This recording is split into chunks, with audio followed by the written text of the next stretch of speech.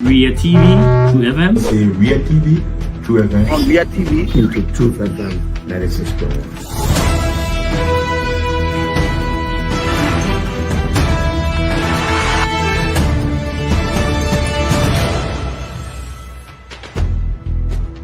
What's the meaning of the black barrel? The black barrel is Hotel Joseph.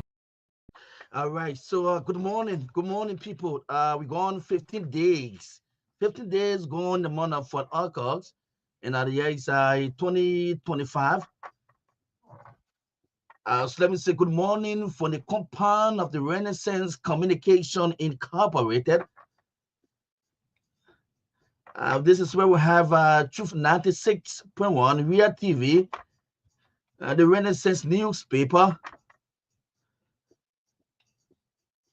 So good morning, people. Good morning across Liberia. Good morning in Bomi County. Good morning, Grand G. Good morning, Bible this morning. And where was Sexano Bassa? Good morning, dude. It is another weekend.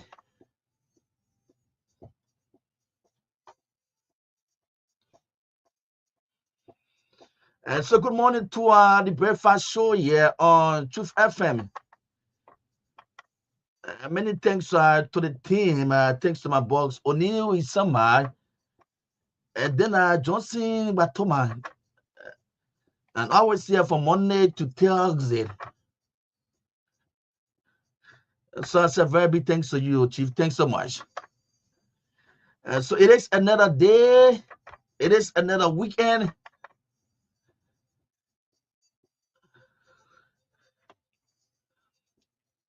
And so today's Friday. A lot of things we have to discuss today. So many things. For now, scroll up to 10 o'clock. It is a running edition this morning.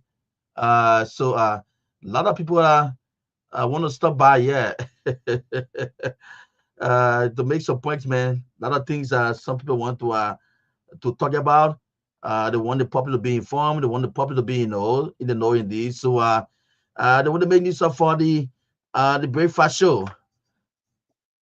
So good morning. I'm here. My name is Ansu K. Sirleaf. This is K. Sirleaf. And alongside for Edwin. Edwin was short joining this morning.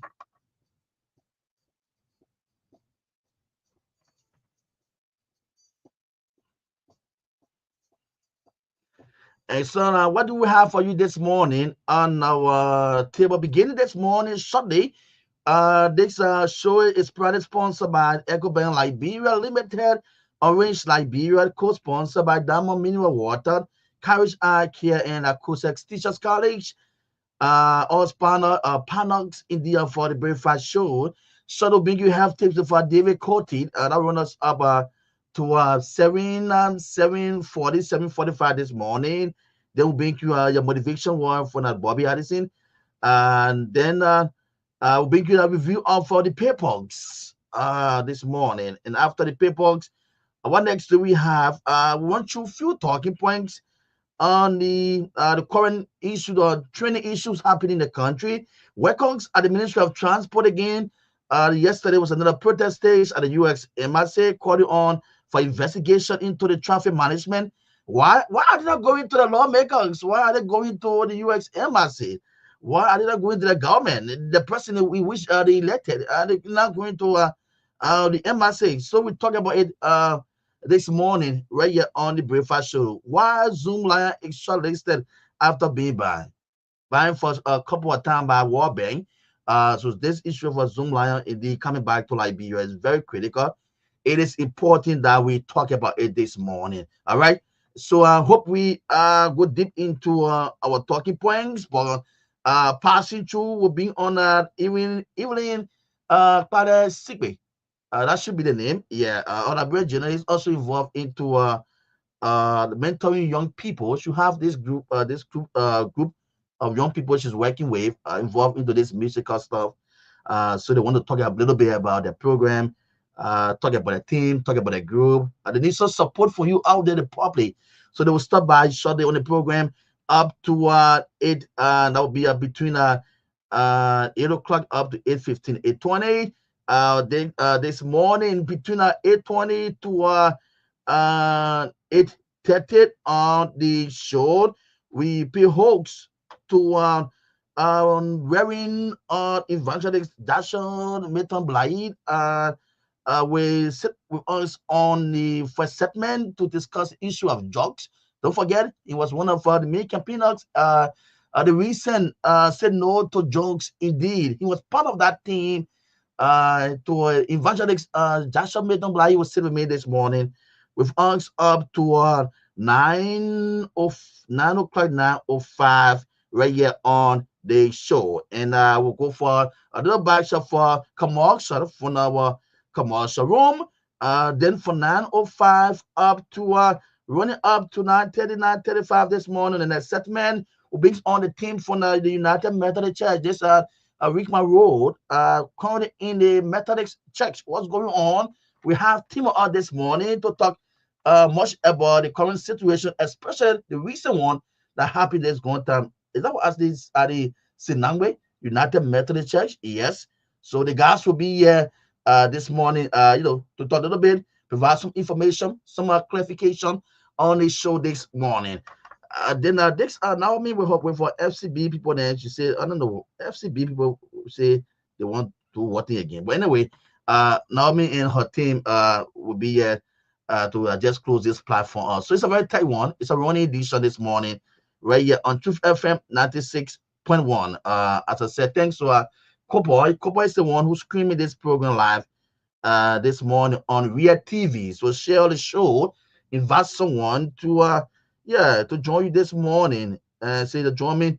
Let me share this platform with you this morning. Straight into our motivation before crossing over to David Cody. A person should set his goals as early as he can, and devote all his energy and talent to getting there.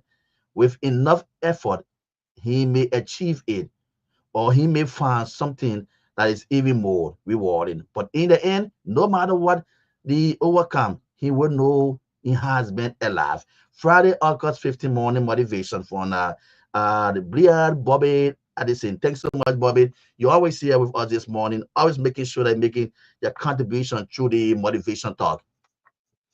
So good morning, welcome. I hope Mr. Cody, I hope you are there. I hope the weekend is not carrying you. David, I hope the weekend is not carrying you. This morning with the type of weather we're having. I hope the weekend is not carrying this man, my people. Let me see if I can put on 25 years old David Cody. This weekend I must pay him a visit. Good morning, though, Chief. Okay. You forced me to stop and pack my car right away because my time is normally 8 o'clock, but I'm forced to do it now. Yeah. All right, thank you. I run a decision today.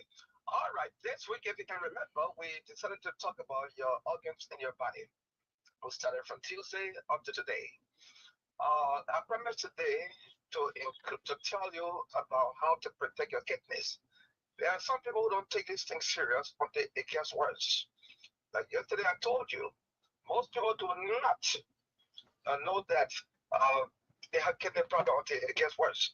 Now, today, what we're going to talk about mainly is how to protect your kidney. We'll talk about other issues before.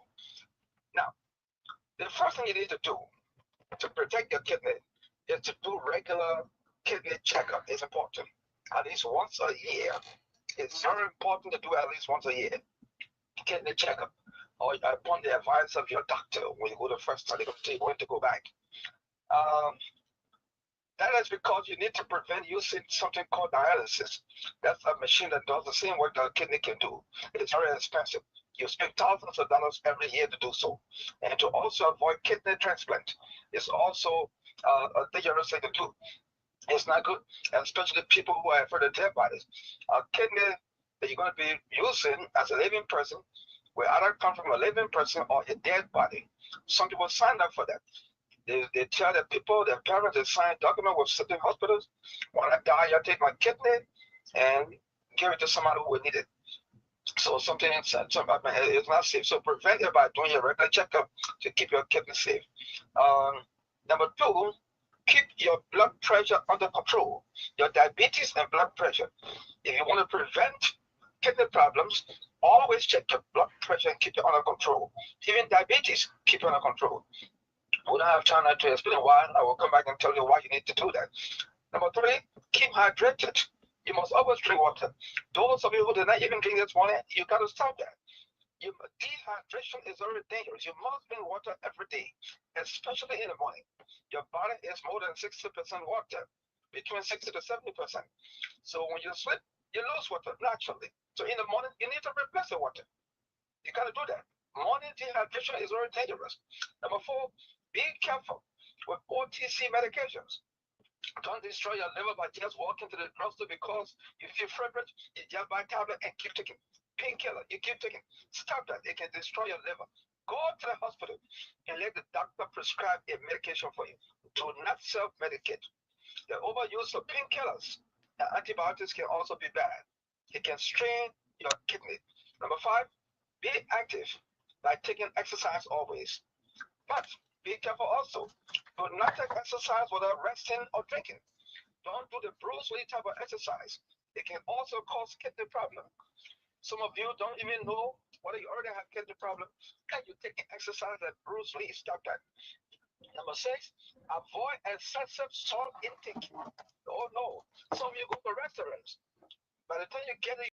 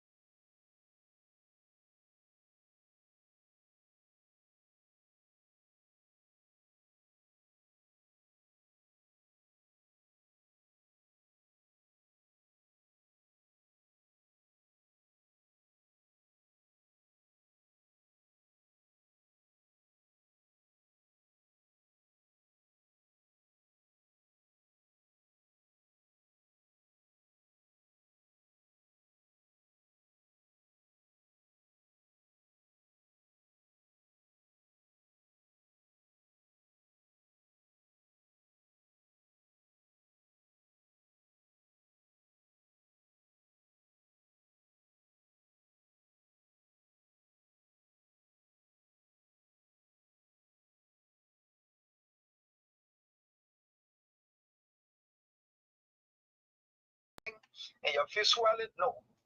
I mean, it just happening by itself. Those are all signs to look at. And then when you find blood in your urine in your pee, that's another sign. Or when you are fatigued, you sleep all night. Like me, I don't play my sleep. 10:30 to 6:30 every morning. Oh yes, I do. So when you have slept for 9 good hours or 8 good hours, but yet in the daytime you go to work, you're still sleeping. Those are all signs of kidney problems. Okay. Thanks so much. Question, don't worry. Thanks so much. That's right. Yeah, Right. I know, right? Yeah, I'm the doctor. You know, not only president's friend, I'm doctor's friend. Doctor friends too. Thank you very much. Have a good day. I want to visit this weekend though. Yeah, come in at night. Huh? Yes, actually, only few persons can come to me in a day. No threat. You want for your friend, your friend Elon Musk?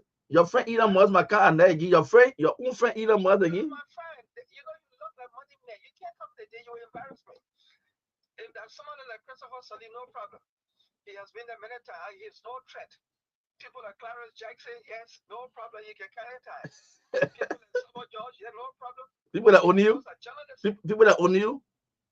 No, they will never come. Marcus David Oni will never put foot on you. You will never come there. Only ugly people. Thanks so much. You can come, sir. You want to come? Edwin can come. You will join. Yeah, the man will come there. No, I'm not talking about your Edwin in the studio. If you think I will call the last name by saying Edwin, so you not do that. I won't come with this one. Thanks so much, David. Thanks. Thanks the morning.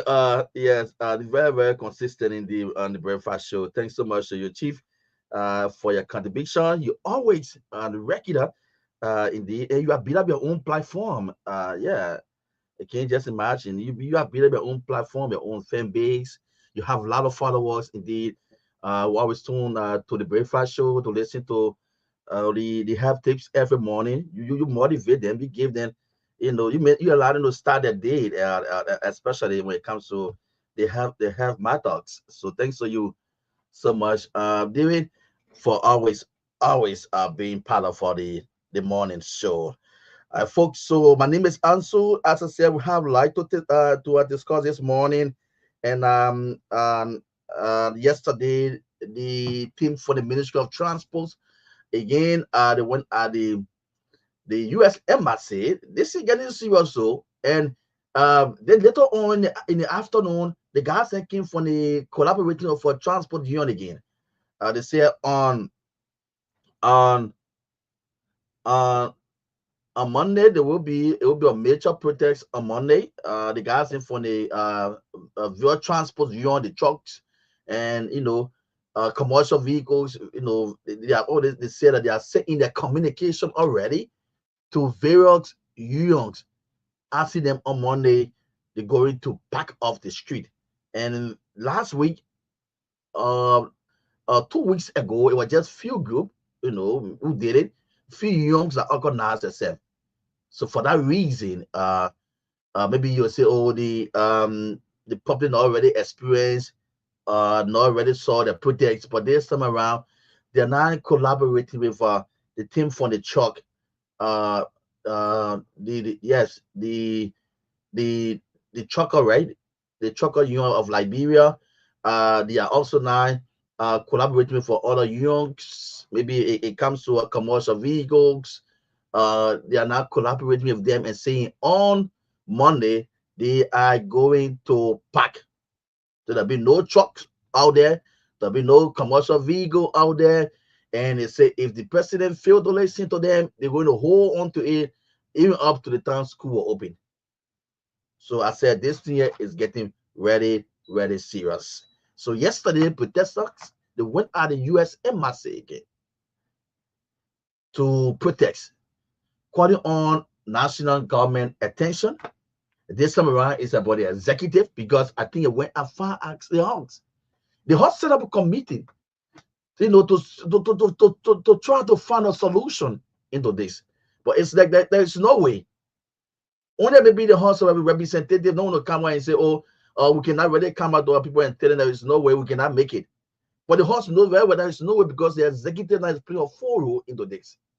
And there are some big names in the executive fully involved with this LTMR thing here. So the House have tried their best, set up a committee to investigate what are we put from there. What exactly that we put from there? The House of Senate, the House of Representative. Have we getting any report since the last time? I think the deputy spokesperson from the House of Senate called the platform here when he talked about there was a committee set up. They were going to talk about how they can find a solution to this. Have you getting any redress for them that we have come up with this solution for our people? So the aggrieved workers from the transport ministry again yesterday went at the U.S. Embassy. But I said, but we should be going to a president boycott. because yeah, that's the only place we can go now. Because we this is in the hands of the executive, and I'm further informed that it is already set, and we're not waiting for the president to approve. This is a whole trap that they are placed the old man in your sense that the guys have already organized a plan this thing on this LTM. So now definitely it goes down to the president. It just remains now for the president approval. This is why you see it will keep going long because it's like it is complete troubling, embarrassing to His Excellency because some big hands, especially people that are very close to him, are fully involved into this LTMRT. We get information on Ministry of Justice. So it is clear, very, very clear. We are getting information on Ministry of Justice. There are some team for the Justice Ministry. They are also having some hands into this. And there are some close people to the president, my people. So when the president signed this document, now we have over 200 plugs to 300 workers for Ministry of Transport. They are all a job. So they'll just keep protesting and protesting. How you going to look like? That's just how it's going to look. They'll just keep the protests on, which is bad for our country. Mr. President, we lend the Hawks set up a committee to meet the executive to know what's unfolding, what's going on. The Liberian people need to know what was the outcome of that meeting. Just a few days ago, you had a cabinet meeting with your team. There, we know whether we're addressed into that meeting. Those are key things that we want to hear from government in terms of things maybe relating to the people, things that are affecting the people. We don't want people there because the things are happening are affecting our people, in which it's so concerning that people want to know how can the people life be changed, how can the people get job, how can the people be taken off job, and where next I know they are going. Those are cardinal things. Those are important things that they need to know. It's not just about politics, because some people they are feeling forgetting about this whole Rickman Road with this LTM with the Ministry of Transport. They are now involved into political party headquarters stuff. No, we're not discussing CDC. Joshua CDC been gone long time. Joshua CDC been gone long time. They finished with the 6 years. We have nothing. They have nothing again to play, no part again to play anything again. You are the one now in charge. You took for office. You are coming now with the rescue and other stuff. You don't forget about CDC. This forget about party headquarters issue. Let's look at what affecting the life of the people. That is this LTMR situation that is unfolding. Liberians took the street yesterday again at the U.S. Embassy. They went there to protest. I just so sorry that they went to the U.S. Embassy. They should be going to His Excellency Joseph Boakai. But anyway, Edwin joined me already. So morning, my brother. Yeah, good morning. Ansu, Sirleaf again is good to be here, and we have come to inform our people, to talk to our people on those national and local and national issues that are relating to Liberia. Today is Friday, and it's the 15 days of August. You know, August is actually gradually coming to our end. Just yesterday we were talking about the first. Today is the 15th, and the next 15 days we'll be talking about the end of August. Don't forget, September is coming. You need to pay your children's school fees. Stop visiting this local entertainment center. Stop investing in style, in beer. But just to get it further, there's no beer in heaven, so you can do what you able to do here. But again, it's good. Is Edwin, Barttafoyen, and Ansu Sirleaf presentation on the True Breakfast Show. this Friday morning. Those of you watching and those of you following us live from your resident via the radio or your office via radio or via the Facebook page, Real TV slash Truth 96.1 on Facebook. You can get us, and then we're talking about some of the EC Civil Servants payroll shows three keys position on LDEA payroll, not capturing operation intelligence and manpower. How are they getting paid? Calling on President Joseph Boakai to start the boss and the deputy. So there are a lot of issues. There are a lot of things. And so, this is Liberia, and things been happening. People been talking. People been going this, going doing that. Yesterday we saw the Senator Darius DeLong also firing back at the deputy DEA boss, Popeye, and then also we saw the United Party Youth Alliance also calling on President Boakai to maybe probably investigate in what was said by the deputy LDEA director. But it's something that is a national concern. Drugs in Liberia is everybody business, and everybody approaching. I can remember we have a similar march under the CDC regime calling for drugs to leave Liberia.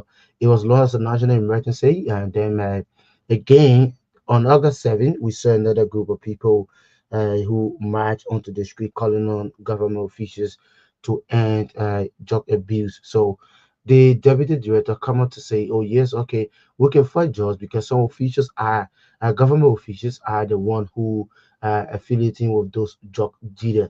So it's a national concern, and this is like, bro, things will not work the way you want it. And the only thing we all can do is that to work together and make Liberia a better place for us because this is our country. This is the only country. What really pisses me is that when I see those guys coming up at time, they got a letter for certain position. They came in power during campaign time. They said a lot of things. Oh, okay, do this, do that, and then like I can remember in 2017. Was it okay 2023 election? We have the rescue team.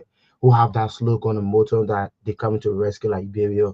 And then we've been seeing a few things. Yes, the government is trying, but they need to double up. They need to do more because there are a lot of promises made during their campaign time. There are a lot of things they talk about that they need to work on.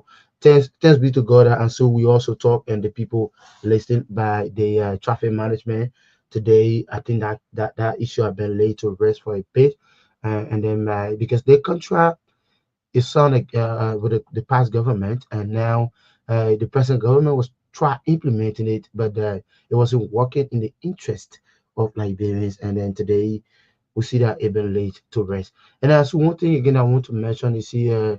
Just before that is the GSA rule electoral process that will be coming up in the next 9 days. The GSA rule election. There will be several candidates. There have been one of the candidates vice chairperson who allegedly been accused of several things, and we have to bring details about that. A lady who will be contesting as a vice chair on the GSA rule election on August 24th. She's been alleged of her involvement with several disadvantaged youth, and we tried to reach out to her, but it was to no avail. So, but we're doing our possible best to see how best we can get in touch with her and then get a side of the story she's been accused of. But you know, small election is election. Yeah, there's no nothing. And then another things I want us to look at was Zoom Lion is shortlisted after being banned by World Bank. A recent GAC report shows how it duped the Ghanaian government. Yes, and then workers at the Ministry of Transport protest before the U.S. Embassy calling for investigation into traffic management, which they claim it will have security implication. Yeah, you see, I just talking about that. I mentioned it, and it's something that yes, I think a proper investigation need to be done. But those who wanted to give away their work at the Ministry of Transport is good to see them back in numbers at the uh, American embassy in near Monrovia, calling for an investigation uh, into this traffic management stuff. And Yeah, so they went there yesterday. I was few workers. They seen aggrieved workers from the Ministry of Transport. It's just that we do expect them to be engaged in the lawmaker. yeah, it's But called the embassy. yeah, but when maybe the president for now, since he had tried the lawmaker, and we learned that there was a committee set up to meet the executive, and we haven't getting any information yet what come of that meeting. So I think yeah, it's just left with the team, the two representative that is from the executive and the House of Representative, or the House of Senate, who went to represent them to meet the executive on this transport, that is the transport management, situation with the Ministry of Transport. So we are yet to get any information in which we are doing some follow up. But the protesters is still on it. Yesterday again they were at the US embassy. Well, folks, you are listening to the breakfast show this morning here on Truth FM 96.1. As I said, so we have a lot to discuss this morning, and we have to pick up Evelyn Palesipe and her team this morning. A Liberian journalist, and also she also involved into mentoring young people. She'll have a young team that she's dealing with, and she needs your support. So it is necessary we bring her on this morning so we can talk much about um, her group. So this morning they are here to talk about their group and involved into singing. I hope I'm getting it right. So I have Taras Melvin Joel, Sion is the leader, and Jennifer T. Cody, followed by Rachel Anderson, the director, and Evelyn Cladem Sigbe, she's the mentor, maybe the way later on join her team. But guys, you're welcome to Truth FM. You get close to the microphone. You get close to the microphone team. Let me see if I can get it on. Yeah.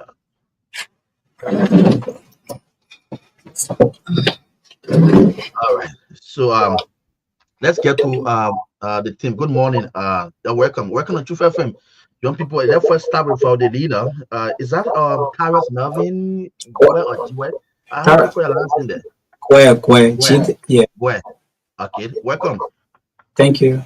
All right. And so let's say ladies and gentlemen, right? Yeah, So we have a female on the end there. Let's say for Jennifer. Jennifer, good morning. Good morning. How are you? Who are you, Jennifer? You sounding a little bit You have to low. get close to the mic, please. yes.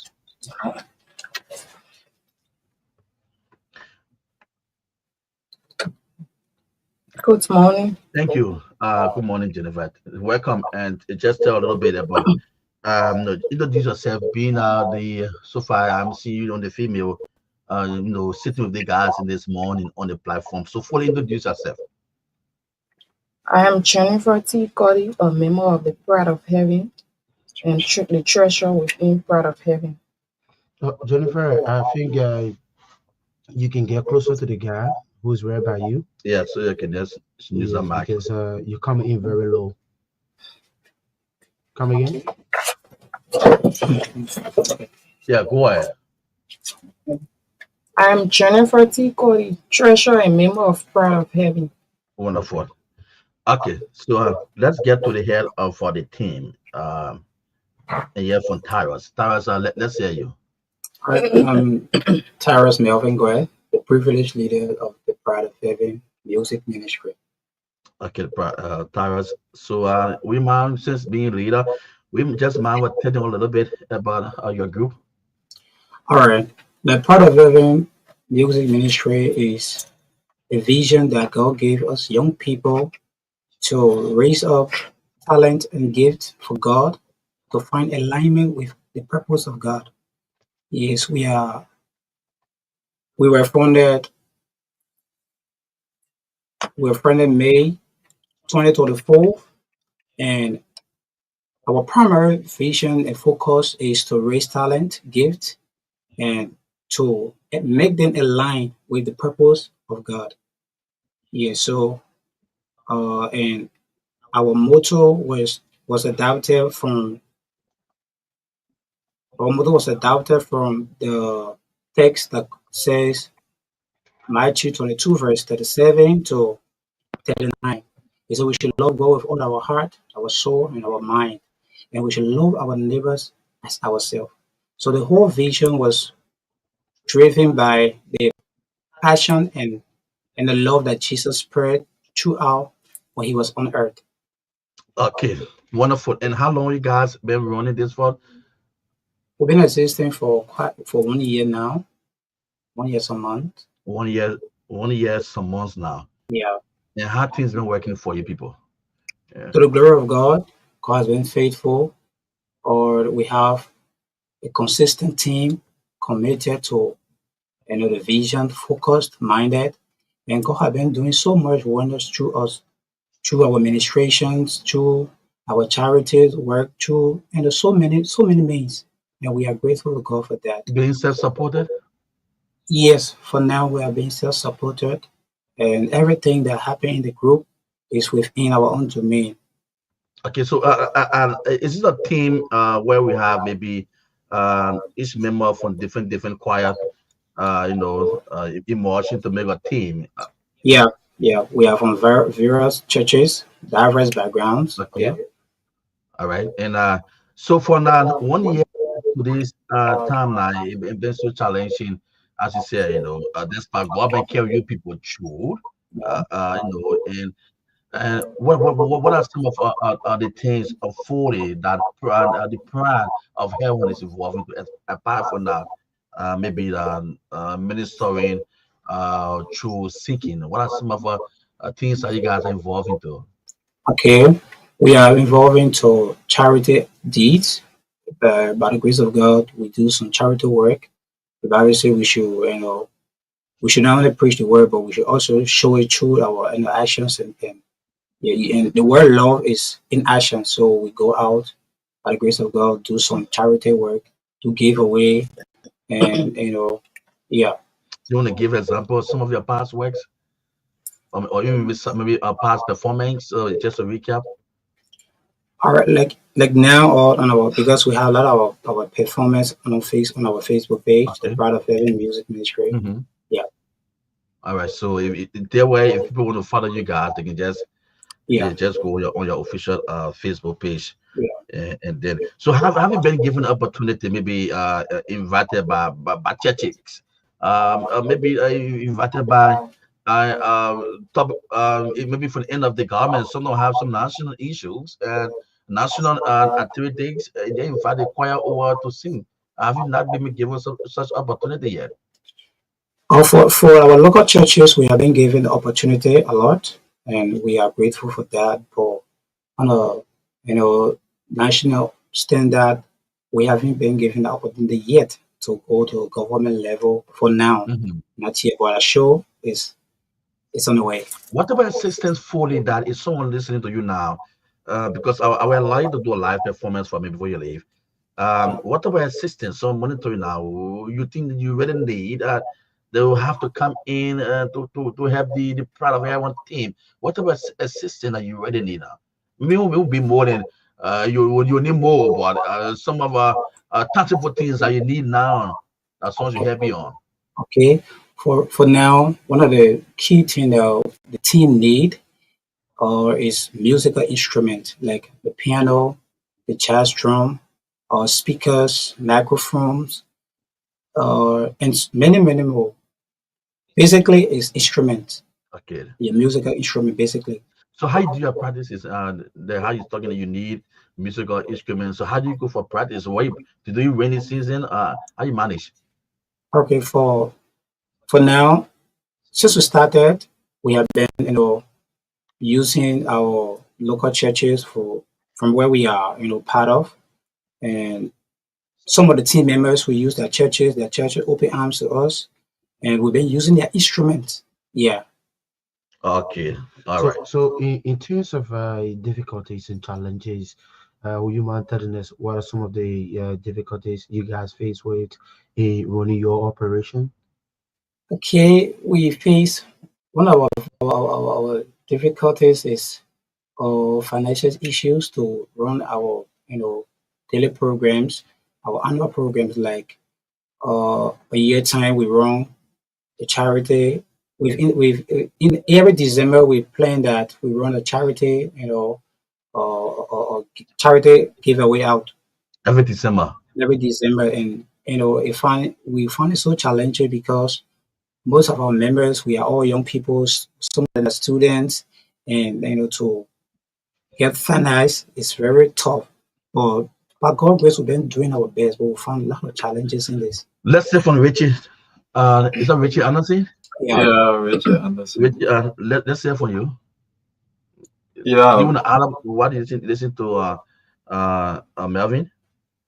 yeah. As our leader said, the Proud of Heaven Music Ministry, we are involving a lot of activities. Like we got a monthly program. At the end of every month, we gather and have our worship program to different venues. And besides that, we are also involved in training ministers, Okay. like instrumentalists. You could be drummer, you could be organist, whatever field you want to glorify God in. We train ministers, we train worshipers. All we do is for the glory of God. Yeah. All right, folks. So and the person for the encouraging and nurturing this team, giving another hope and encouragement. It's known as but Evening Palace Sikwe. She's the one, with this team here. Can you imagine 1 year plus now, they're moving with us sponsorship. The guys are gonna do something live for us. I think it's very important. So you people can feed them to know exactly what we are talking about. Do you guys want to do something live for us? Yeah, no problem. Okay. So, folks, you listen to the breakfast show this morning. It's a team. They call them the Pride of Heaven. A couple of young Liberians. Yeah, the kids are here this morning. Stopping by, requesting for your assistance. Now, what they want. So, I want you to listen to them. Be touched this morning by the music. Be touched this morning by the music. Place a call to the leader and then see how best you can assist them. And guys, yeah, people can go ahead. All right. Whatsoever you are listening to us, when you just close your eyes or open your minds and let go of faith in. We give you all the glory. We worship you, our Lord. You are worthy to be praised. Say, we give you all, we give you all. We give you all the glory. We worship you, our God. You are worthy, Lord. You are worthy to be praised. We give you all, we give you all. We give you all the glory. We worship you. We worship you, our God. You are worthy, God. You are worthy to be praised. We give you all, we give you all. We give you all the glory. We worship you, Lord. We worship you, Lord God.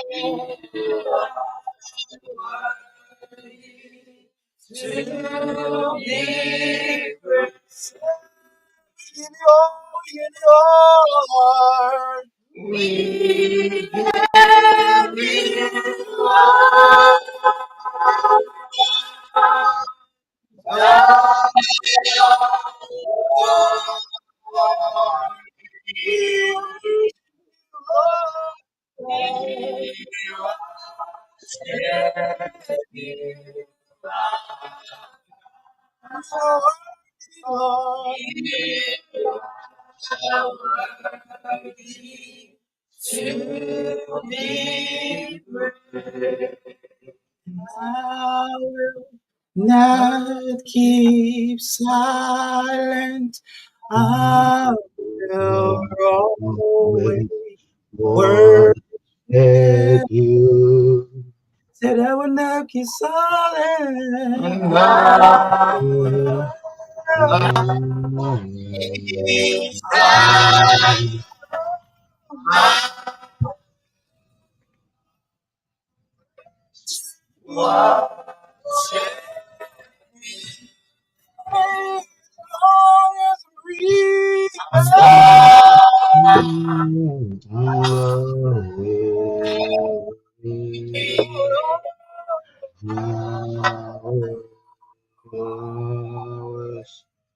Worship you.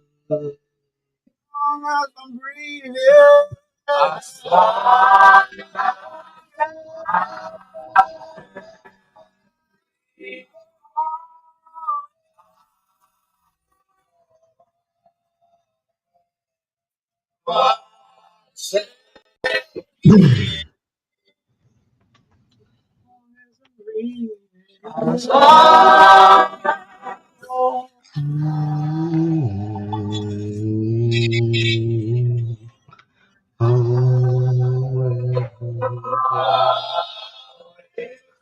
Worship you.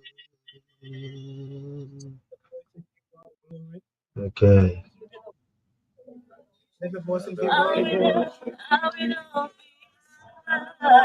Worship you, Jesus.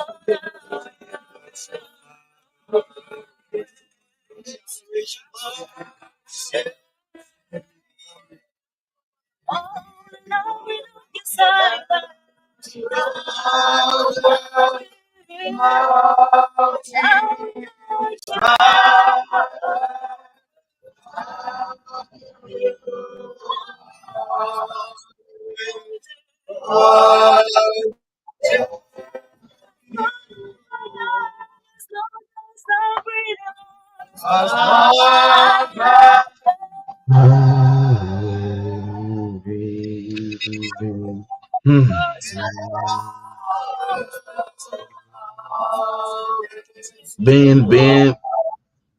Being so much touch. Yeah, yeah. So much touch. Yeah. So much touch this morning.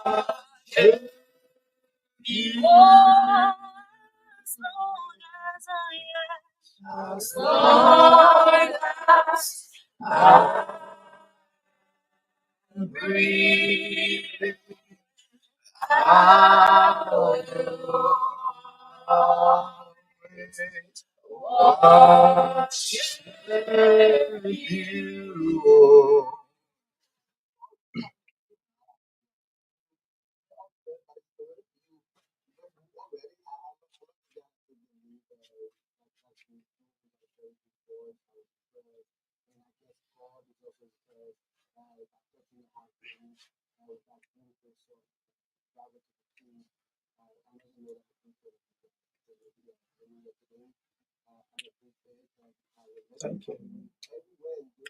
Thank you.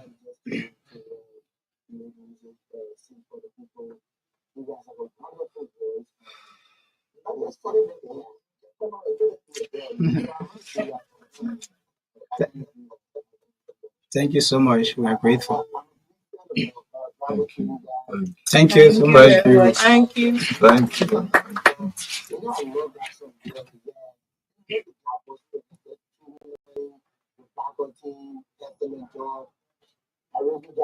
Bravo. Thank you so much. We are grateful. Thank you. That's so wonderful, folks. So what I'm going to do, I think they just announced their number, so they can be in direct contact with the folks for those of you monitoring because of time. So anyone to come in? You want to say something? Yeah, Yeah, just something brief. folks, you are the one. This young people raising your hand. Just say something. Announce your contact. How they can get in touch with you people. Yes, go ahead. For me, I want to say thanks to Truth FM for giving us the space. You know, the reason I even got attached to this group, Part of Heaven, Mhm. I'm a lover of music.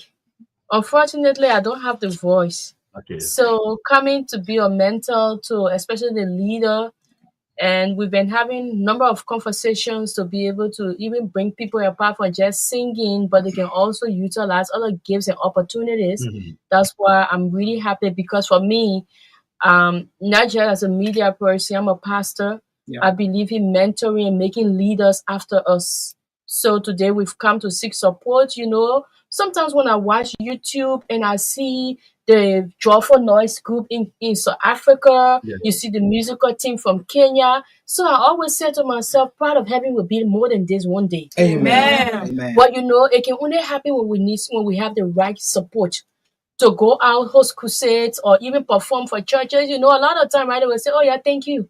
Yeah, thank you. But the truth is, they need money, they need materials. Open air, you know, music, ministration, bless the hearts of people. You can't do it without instruments. Okay. You can do it without the necessary things that you need. That is the reason why I'm here to add my voice to two of you behind the microphone there and say, please, can you join us? Let's support Part of Heaven. We have our gift. Tell young people they have talents. A lot of young people in our country have talents, but the lack of support Wonderful. is killing those You different you gifts. get it right. So Some are dying, we're all being what I'm fulfilled. gonna do again for you guys, I'm gonna give you another opportunity another time next Friday. And Wow. yeah, I'm gonna give you another time and I'm gonna allow the public to have a full interaction with the public. I'm gonna give So, you yes. I know this is the type of group you have, man. It's so touching. All right, so getting right. Next Friday again. I shouldn't make the team to be my every Friday regular team. That kind Yeah. of bless You me. know, she Oh, said, wow. she said she We want just to add bless a the voice hearts to of our people, budget yeah. and Yeah. So support. maybe we can read the And number. then to okay. support. So I tell already for me, I'm the number one fan of your team, and I'm going to support in whatever way I can, even if it be a $5, or $10, or 5 cents, or 10 cents. I'm going to do that, and I'll make sure that I do it on a regular note. At least the Bible says little is much, With My God, God yeah, is yeah, able. so sure, at least sure. we'll do our little contribution to the team. And but to be honest, I'm a lover of music, gospel music especially. Yeah. I know how to put some together, but I don't have that kind of good voice. Mm-hmm. Yes, I just let you also. I only sing music when people are singing together. That's the time I'm a but Yeah. when everybody keep quiet, you ask me to sing something. You know You know, what? jokingly, I got a friend, Gloria. She sings very well. When you see her so skinny, tiny, but the voice that girl carries. So I asked her to do this thing. You know, she said they should say Mississippi. It's nothing that you can just get. You gotta constantly practice, and getting the right people to mentor you, so you can do the same. Yeah, my girl is talking. I asked the other team also. I say, I see heaven on your shirt. Can we go to heaven? He said, yeah. I said, let's take shock off.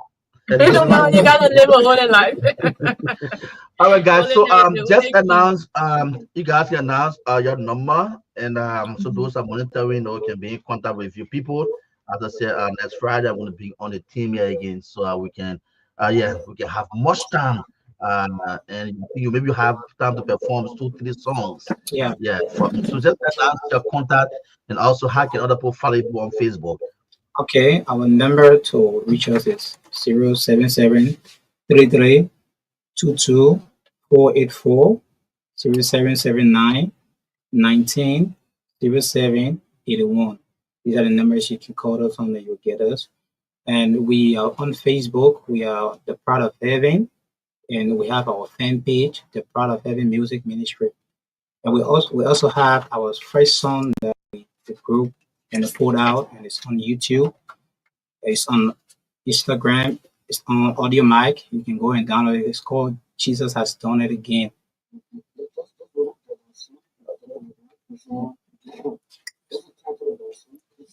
Jesus Has Done It Again by the Pride of Heaven. It's on YouTube. Yeah, the Facebook page, our official page is the Pride of Heaven, and you will see in parentheses, Heaven Ambassadors. And then we have our fan page, the Pride of Heaven Music Ministry. Yes. So the two best plans this morning to bless you. The PFS Friday, I definitely stay up for them. You should have more time, you have more time with you and have a action. What number again? Morning. Okay. Number I read again is 077 33 22 484. And you have 0779 19 07 81. That's our number to reach out on. So the people collaborate with the team, help them, support them, call them, invite them over. Thanks so much to the main room. Yeah, just one last thing. So the numbers they just read, when churches, conferences, they can call them and they can perform at those events. You were asking about whether they've attended any of these national events, maybe Independence Day program or whatever it is. We're looking forward to that time. Yeah, so the numbers are reachable. You can call them, say we have this event. Can you come and bless our hearts? And you can also do return physical substance to them. And we also want to say a big thank you to our own mother. Yeah, the Proud of Heaven team. We are grateful to Mama Evelyn. I want to say thank you so much. Thank you. May God bless you. This opportunity is one in a million for us. So we want to say thank you so much, Mama Evelyn. In Jesus' mighty name. Amen. I hope and pray that you guys can perform one day on my friend, Brother Cooper Sangha wedding. That will be very yeah. Okay, folks. So let's go for break. After As this, soon as you get the gist of that song. yeah, we'll go for a break now. After the break, we'll come back. We welcome in evangelist Joshua. See you next morning. Ria TV, True FM. Say Ria TV, True FM. On Ria TV. Into Truth FM 96.1.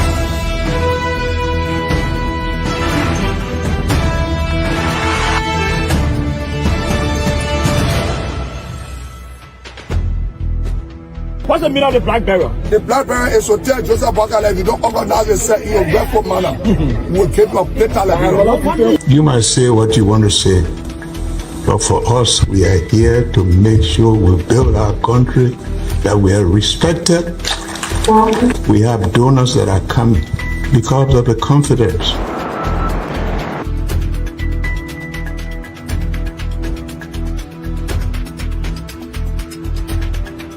Some news summary of talk. My name is Hansen there represent. Welcome to News and Analysis 30 minutes of news presentation about Liberia, Africa, and our one world.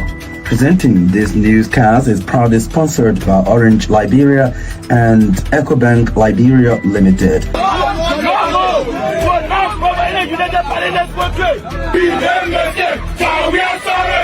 How is life after the presidency? But before the presidency, the same life, that's what you see.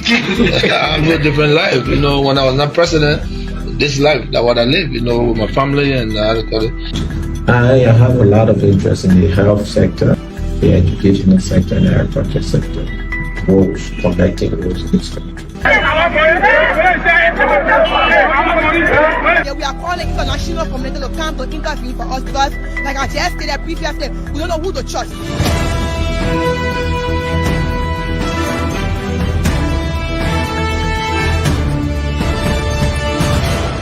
Always make sure to turn on to our Ria TV and listening to Truth FM 96.1.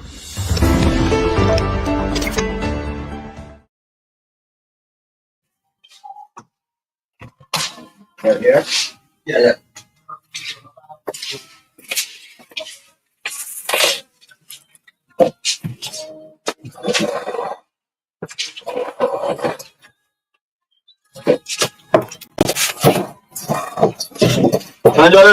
Yeah. I didn't die. You don't forget about. You don't forget about. Oh, totally. I will forget what it is.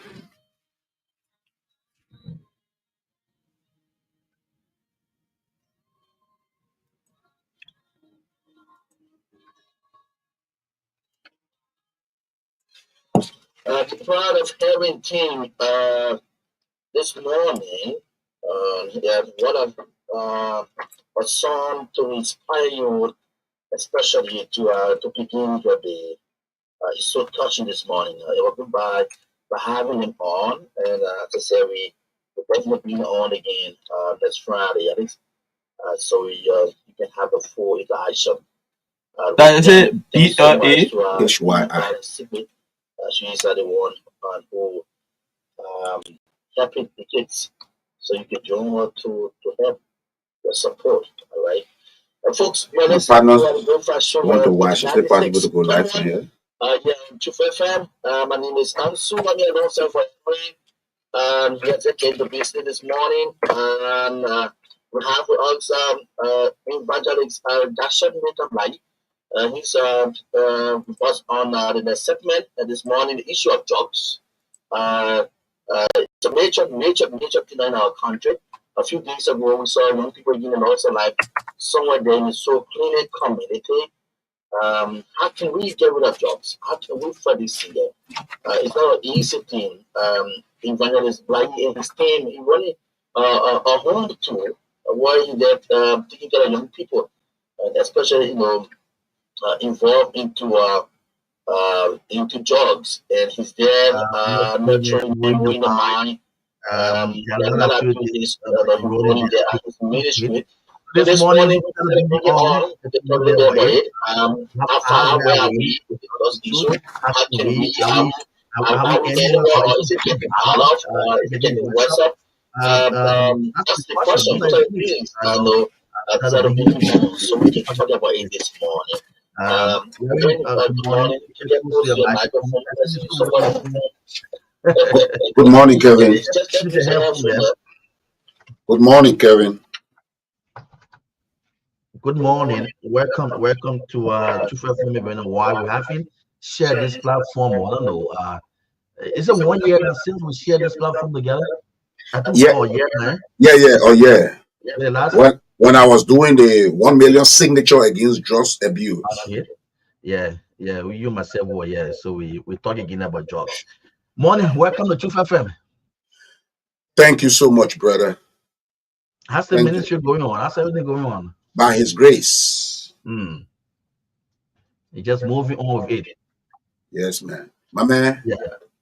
It's a sad thing, man. It's a sad thing. Even though I will let you take the lead, but to answer the questions you want me to answer, but it's a sad thing in this country. Yeah, and we pray for God intervention as soon as possible. Where are we? Are we getting there? Are we anywhere?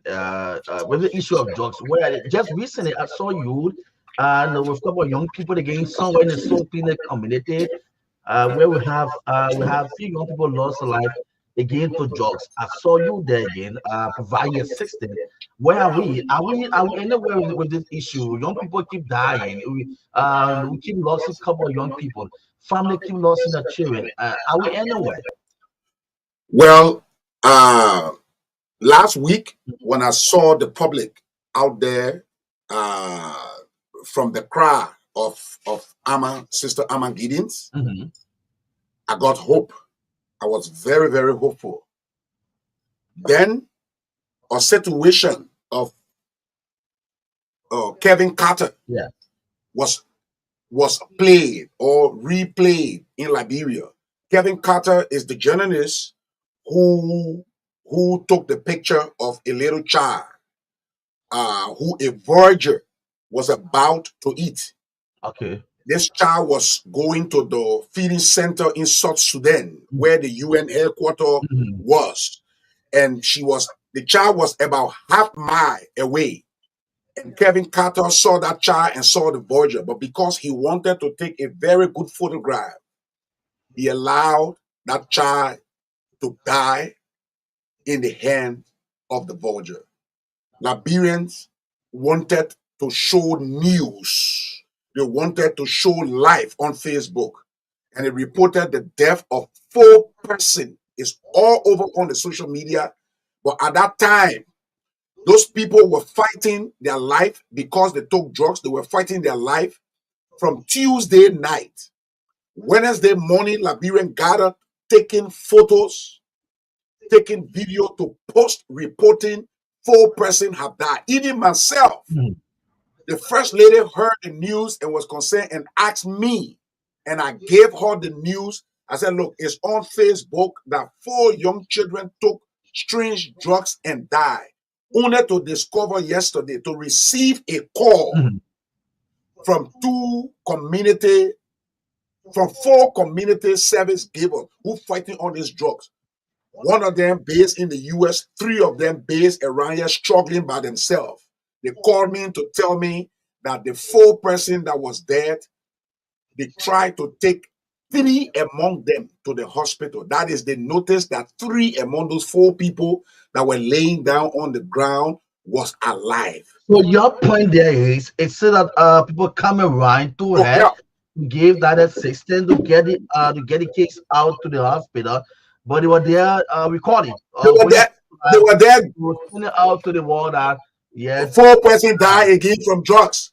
Instead of helping, trying to do something, so it just gave a picture of where Liberia is, and it making me to feel that we really going somewhere. It making me to stand from your window as a journalist. You asking me, where are we going? I want to ask the entire Liberia, where are we going?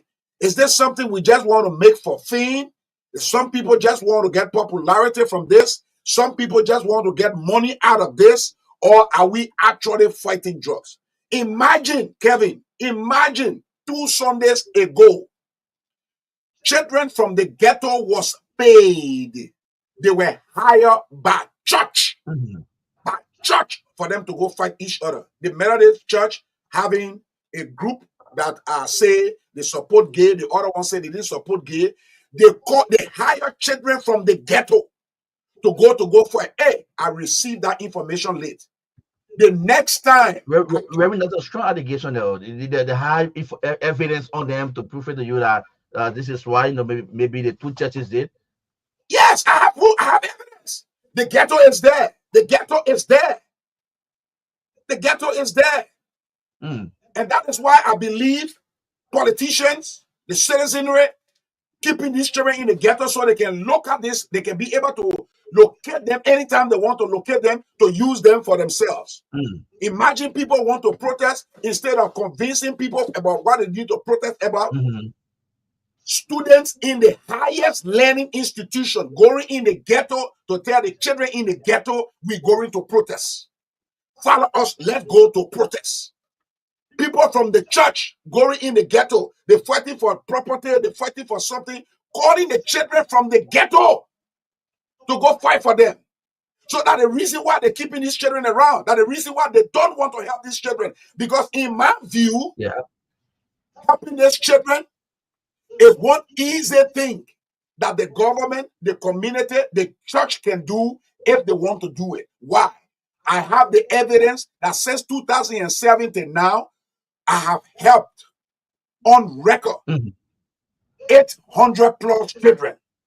My one, with no support from government, with no support from any church, I went to churches and asked them to give me 1 bag of rice every month to be able to run this project. No church did that. Besides somebody who I call mother. She was giving me $100 every month. Just one person, Mother Irene Wallace, Wallace's wife from Old Road. So if Liberia want to stop this thing, we're looking at this thing as play. We're looking at it as play. People gaining relevance from it, people getting money from it, people getting recognition from it, and what have you. All those recognition will lost. It will lost very soon if these children pass the level, if this drugs effect pass this level.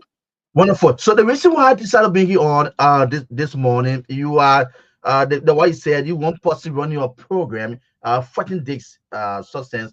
You have over 800 plugs, young people. You just listen to yourself. You are there with them.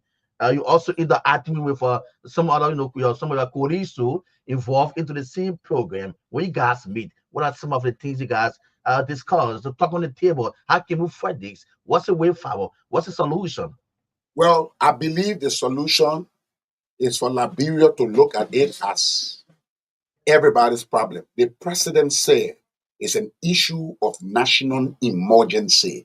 That was the exact word of the president more than a year ago. Get the community involved. Let the president do everything he can do and make his lieutenants from all of the ministries in Liberia. He should not restrict it to 4 or 5 ministries. If something is an issue of national emergency, Ebola was an issue of national emergency. It killed less than 500 persons in Liberia. Corona was an issue of national emergency. It killed less than 400 persons in 3 years. Kush came in 1 year, 1 month. From my own count, it killed 613 children. From my count, not national count. Nobody was counting nationally. That 613 includes my little brother, my mother's 5th son. Kush killed him. Archibald Nelson, Tickley Nelson. Kush killed him in that same year. So he's among the 613 people in 1 year. It was indeed an issue of national emergency. And we accuse the past government that they did not declare it an issue of national emergency for a selfish reason. Now, this government have come to declare it an issue of national emergency. This government should insist on it being an issue of national emergency. So we asking the community, people who have houses that they are not using, you have fence you are not using, your family in America, the family in America, they cannot renovate that house and it's just spoiling. Call the government, let the government come, invite us, or anyway try to repair those houses and take those children from the street and put them in there. And try to do everything. Let the government assign military, the army, to every home that is called rehab, that they should be mining those children in the home as the rehab, giving their effort. This is drugs test, rapid drugs test. Let government make sure these drugs tests be in all pharmacies, that parents can go there, buy it, very reasonable price, just how they can buy the pregnancy test and test their children if they suspect their children sick or weak for any matter. Because when the children go to party, when they go to friend's house, when somebody lure them to take this thing, when they go home, it look the ordinary malaria, it look the ordinary sickness. The parents should be able to go to the supermarket or to the drugstore or anywhere to authenticate. Let the schools, let the government insist that every school, before the school year open, every school should have 10 of these packs for each student, that they will be able to take it every period. After every period, the school should test each children. So how you got in touch with this one? The one you, I'm in contact with the company in China. A friend of mine, I'm in contact with the company in China. Another type, this type is from the US. I'm in contact with the company there, hoping they can come here to do business. They asking me to pay the money to buy it. I don't have the money, but I'm telling them that this thing will make market here in Liberia. It will make market. It will get business in Guinea, all around where I'm convincing them. But if the government can get involved, we are able to get these tests and things in the country. But all these ones, $30. That's why I can use all my children there. $20 rather. They said it $30. I paid them, and I was able to pay $30 for set. This one is $15. But the government can be able to make subsidies so that parent can be able to get this for $5 or $3, any amount, even free if the government is if the government declares. What's the situation of time? How many when it comes to the time? 5 minutes. You just open it. You open it like this. For those of you watching on Red TV, Amen. The evangelist is displaying how you can use this drugs text so that he purchased on your own. So he said it's in China, and the people waiting to bring it to Liberia. The people will get the money. You open it like this. You pee in a cup. You take this thing, Okay. You open the one here too. Okay. The guys fighting the television, they don't want to join this. Yeah. Yeah. You open it, you put it inside like this. You close it. Okay. You close it. In 5 minutes, Yeah. you see all the thing here. Yeah. That is different kinds of drugs. Okay. That is in it. So in 5 minutes, it will be able to read, to tell you how the content of alcohol in this person, the content of drugs in this person. Very simple. This one is even more. Will you mind telling us some of the rating on the education stuff on the test stuff? Some of the rating. Okay. Like, I'm seeing green, yellow, orange, red. Will you mind telling us what they mean? Yeah. They have the ones, my eyes, something. You will see on it the one for the material that is in kush. Okay. The material that is in cocaine. The material that is in the chemical that is in kush, the chemical that is in cocaine, the chemical formula that is in alcohol. Now all the lay down here. Different kind of drugs. The chemical or even common marijuana.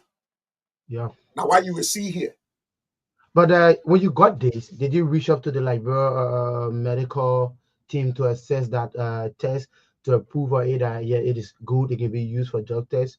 Yeah, the person I bought it from. The person I bought it from, the very person I bought it from, the person have contacted the government. Okay. According to them. Okay. And what have you?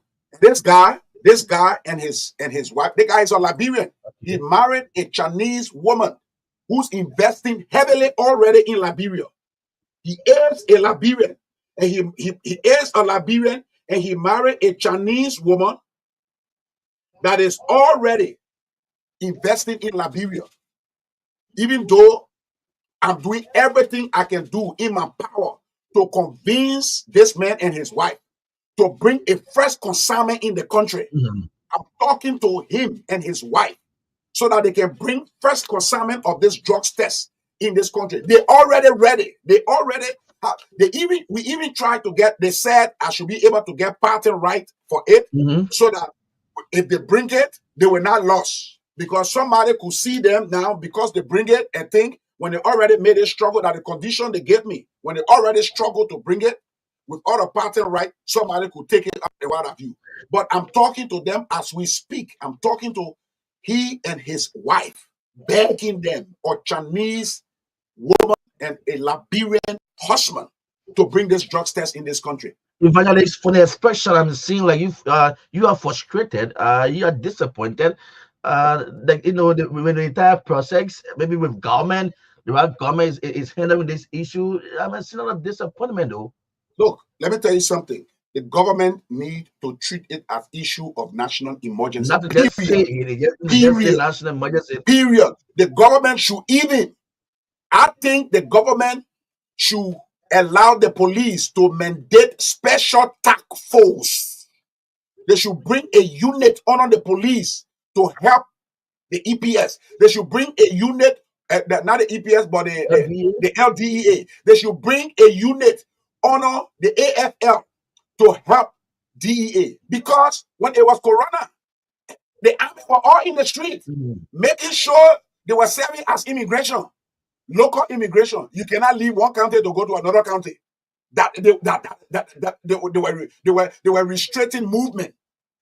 So when something is an issue of national emergency, listen to me, you must treat it as such.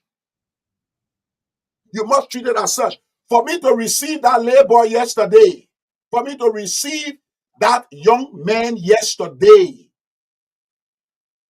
it blew me. It made me, look, I'm crazy now. I'm very, very crazy. I'm not normal now. To receive that ball when I've already received the information that 4 of them died. 3 of them were living. After that photo, you see them laying down. The 4 of them were dead. 3 were still breathing. And Liberians. Where are they currently? The 3? The 3 already died. There were 2 that reached to the hospital in JFK. Okay. 1 of them recovered. 1 of them died. The 3 of them now, in the mortuary. The parents are crying now as we speak. When you only get exact information from their colleagues or maybe the substance that they took in, someone said this sparking Android or what? Yeah, according to him, sparking Android. He call it sparking Andrew. Now, why he call it? I asked him, the person who brought it for you to take it. He said the person was laying down there too. The person brought, according to him, the person came from King Gray with it. And the person brought it, said they must come to test it. The four of them took it, they started struggling for their life. Tuesday night. Struggling with their life. Tuesday night. So from Tuesday night to 1 p.m., Wednesday afternoon, 3 were still living. Now, how those women saw that the 3 were still living and they decided to help. And you see, to tell you that the society is not thinking about it. The woman that got involved is from America. So she had that idea that, look, these people fighting life, you can still go touch them to see it. So if they were going to be social Liberian, base Liberian who based in here, who do not have the idea that when somebody is struggling life, you can try to help. Everybody are going to say that, and the report was going to be true, that 4 person died. But that woman who have that American orientation went to test them and realized that 3 of them were breathing. She tried to put the 3 of them in the car. One of them, relative, came on the scene and said she was going to help her own relative. Then the woman continued to carry the 2 to the hospital. The 2 to the hospital, 1 died, 1 is alive now. Since the march, say no to drugs. You are part of that team since the march. Have you guys getting a call from that? I saw some of your team members. I think they met the president. But since then on, like you are very close to the first lady. Like what you said, sometimes you receive call from her pertaining concerning your ministry you are running. Have you guys getting a call, to see how best this thing can be handled? But let me tell you exactly what happened. That group, I was never part of them. Okay. A woman called Amma Giddens was crying. And that is the approach that I've been hoping that mothers will take. It's a hard approach. When your child that you born and have future and have dreams for, when you see them going astray, you live in denial. You don't even want to accept it. You say you speak faith, you say you speak hope, and you don't want to accept it. So this woman, when she came up crying, and she was able to call the concern, when I heard that cry, that's how I decided that I was going to support, I was going to join them. I'm not part of group. I spent my own money and what have you. I saw that they went to see the president, and I pray that that meeting bring up a positive result. Even for the march, when you notice keenly, I went there even after they presented the petition was presented. But I still wanted to go out in the street with the children and cry out to tell the people I'm supporting them. And somebody was telling me, the way you close to the family and what have you, you're going to protest against the president. I said, I'm not protesting against the president. I'm protesting against the way drugs is being taken in Liberia. And I can say it for free on this platform. If the ex-president, George Manewia, wore a t-shirt this morning and got a group and get in the street with t-shirt to say he want to fight drugs, I will join him. Because maybe he did not realize how dangerous it was yesterday, and he just recognized that it's dangerous now. If President Weah, former President Weah, jump in the street now with drugs t-shirt and banner to say he's against drugs, Joshua Milton Bly will take the second banner to jump behind him. So those people, the group and myself, we are not team. Many people think I'm part of it, I'm part of the formation, nothing like that. I only joined it because it was a cry against my effort. Simply our effort. The very clear. Speaking this morning, you are saying that our kids, our children are not safe. I don't know this issue. Some communities now are taking the the states now, evangelists. Some of them now going to the ghettos. Some of the unfinished buildings, in the community. Some communities people going to it now to get rid of ghettos. And then what you say, getting the communities involved. Yeah, the community is taking a risk. You cannot control them. They already hide and they're frustrated. They are taking a risk. Because drugs is not an easy thing to fight, especially what happened in Single, 4th Street precisely. After the community went to destroy, or as they were destroying those ghettos, people were going live on them. They don't know they are exposing those people. Drugs, somebody come from all the way Ghana, come from all the way Guinea, come from all the way Madagascar with their drugs. They spend $30,000, $40,000 to bring it in Liberia to gain maybe 200, 250,000. That person is not ordinary person to fight just the way the community fight it. I see that it is out of frustration that the community are fighting. That's why I should raise the concern for the government to step in now. Now, because it's going to get more risky than this. For example, if you follow the community approach, if I was a criminal, I will use the community approach to rob people. Kevin, I can come with a parcel of powder. It don't even have to be drugs. I can come with a parcel of powder and start shouting and run in here, bring like 10, 15 person and run in here and say, I see drugs in Truth FM. I see drugs in Truth FM. Plenty of people will come to come break their place down. I will steal what I want to steal and go. Exactly. So we cannot take it like this. If you take it like that, you are putting the people in danger because the guys that are on drugs, they are criminals. They are thinking and they could help the community more than. So the government need to take this over. If the government want to get the community involved, Mr. Gregory Coleman, the police director, should send a team in the community, look for able-bodied men, train them, and they should be carrying masks to fight this because people are going to come after them. And we cannot continue to expose our young society to violence. Some of us who went into violence, we're regretting it. It's a continuous stigma on us. It's affecting our children and even our children unborn. Imagine my son is on bike and he's going to rock culture. And the person asks him, where is rock culture? He said, look, the place Joshua Milton, when he called Joshua Milton, he got to say butt naked road. You imagine that? My son have to say butt naked road. My daughter have to say butt naked road. My grandchild will one day say butt naked road. So I want you to know, exposing the young generation to violence for your own political gain and your political relaxation.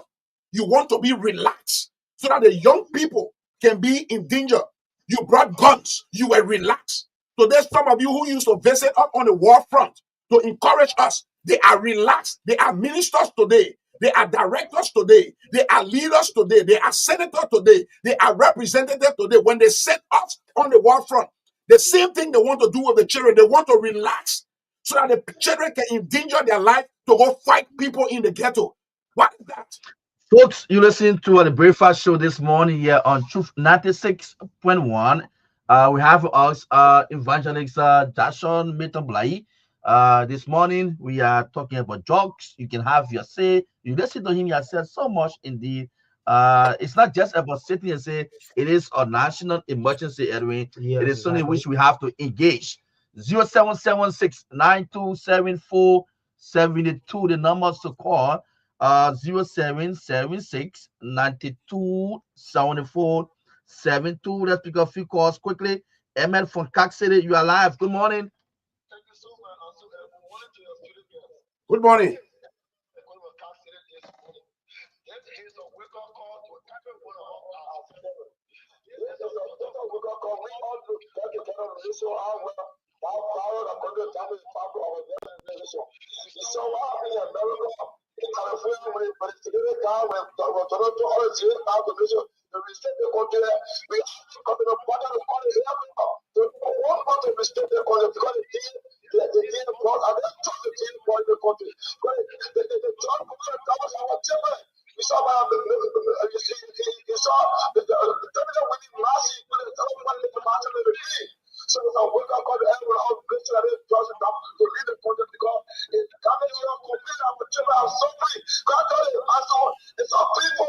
So people, Emmett there for Kakata. The next caller, good morning, 077692 7472 are the numbers for you to call. Good morning, you're live. Yes, sir. Let's hear you. Go ahead.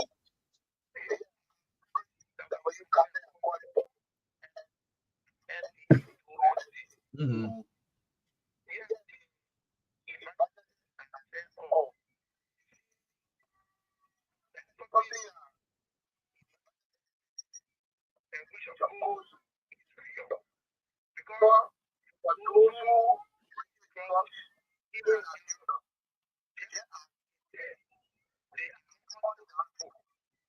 Okay.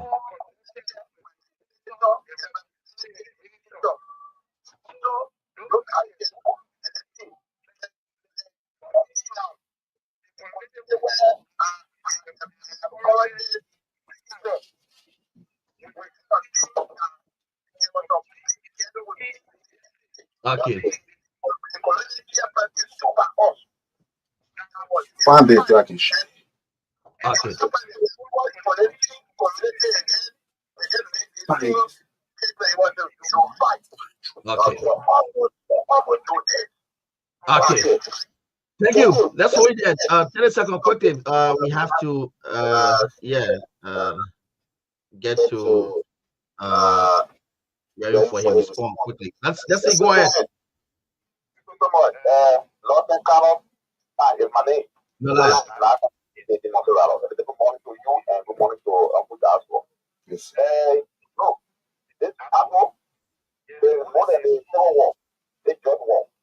I don't know how many years we've had the war for. Because those just general are people that are foreigners, because they are dating. So I don't know how many years we've had. The man was saying that for me, they engage, so they just do because they will be Ahmad. They know. If I will be Ahmad, people of God, I will be Ahmad. Okay. Anywhere I just something. Anywhere. And I know that. Anywhere I know the possibility that there's a ghetto there, they might be putting black. They might grab black. Or be black. Anywhere I see black, no, I will go to jail for that. Okay. I'll go to jail for that. I like it. One more, then we'll get back to the evangelist. Just one more. You are our last caller. You are our last caller. Let's say go ahead. Go ahead. Yes. Thank you so much. I just joined in. And I just want to say thank you that we have a man that understand how to fight drug. But my point there is that I'm appealing to him. If we can form a formidable force for awareness in the schools, that's my point. Okay. Because the children are being recruited for the schools. Just for a formidable force, General, let's see what we can do, evangelist, please. What we can do, women that get together. And for a formidable force to discourage the market. Thank you. Thanks so much for participating. Thanks to all of you for calling. Evangelist, you want to respond to the callers, the last caller especially? Listen to the lady. Yes. Yeah. So let me tell you something. My history of violence have tied my hand. And that's why I'm doing everything to encourage as many people who have interest in fighting this to open homes. Some of you who have land and you don't have house, come and meet us. We don't have the money, but we can pay you low income housing using bricks like what I have in my yard now. So that we can do this. I think that the best contribution, our brother who's saying he's going to fight drugs, yes, he's a male. He's strong. I don't know his strength. I don't know his desperation. Like I am desperate today. I was shouting, like you see now. Yeah. Out of desperation, you can do anything. But I'm telling you to look at the risks in it. If you're going after people like that, max yourself and don't allow anyone to go live with you. They should go live after you already do your act. I'm just warning you out of somebody who was into crime before and changed from there now. That Your desperation could lead you to anything, but you should be conscious that the force you're going after could come back after you. So when you're going, you raise people, raise some young men in your community, but you should wear masks. And number two, the first thing you should do, you contact the police. It is the police job. Get a number, contact DEA. And get evidence. When you're calling DEA, you're calling the police, put your phone on record. Yeah. And if they do not come, you will use it in court, you will use it anywhere tomorrow. Put your phone on record as you calling the police, as you calling the DEA, that you can use it tomorrow. We'll carry you on studio, we'll carry you on radio, we pay for you to prove that you were calling the police and they respond if they did not go there. But I'm concerned that you cannot fight violence with violence because it could turn against you. Like you said, anywhere you see drugs, you will fight it. You will fight it. You see ghetto, you will fight it. Somebody who is your enemy could see you in a car and take drugs or something like drugs and put it there. The community will be frustrated if your action is already supported and accepted by the mass, by the majority. You can be in a car, they will burn that car. That person who did that thing they will steal what they want to steal already. People will be beating you and killing you. Okay, Barry. Why? That's so wonderful. Thanks so much for stopping by. Just 30 seconds, a parting comment. Well, Liberians, we cannot afford to be like Kevin Carter. You can make money out of this. Even if you get money out of this, I can assure you, you're placing a curse on you and your children unborn. Your children will suffer it. If you want to use the suffering of other people to make money, you are bringing curse on you and your family. Thank you, and God bless you. That's it. The voice of Evangelist Joshua Milton Blythe stopping by this morning. The issue of drugs. How can we tackle drugs? How can we fight drugs? Indeed, he played a major role. We say thanks to him and his entire team there at his ministry, folks. Instead of being on this morning, so we can talk like this morning, and you hear him. Thanks so much. It's exactly 19 minutes past 9 o'clock. Yeah, on the breakfast show, and we're waiting for the version break. The guys from the Methodist church, they are here already. So let's see how best we can get our words from them. We will be talking about what's unfolding at the Latin Methodist church.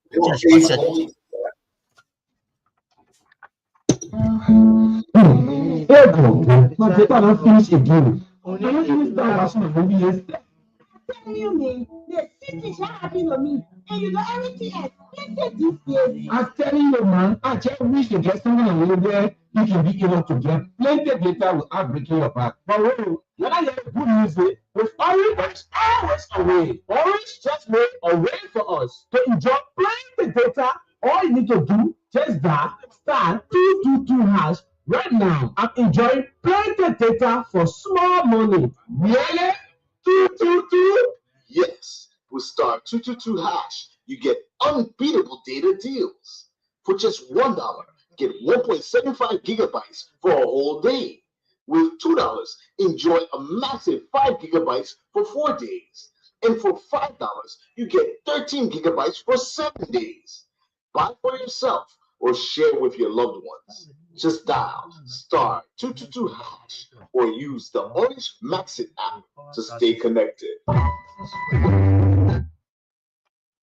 Okay, you are listening to Truth 96.1. The program is the Truth Breakfast Show. We have our third studio guests who have come from the United Methodist Church. They will tell us much about themselves because we know that the church have maybe probably a group of other people, and they will tell us. But good morning, pastors, ministers, deacons. Welcome to Truth 96.1.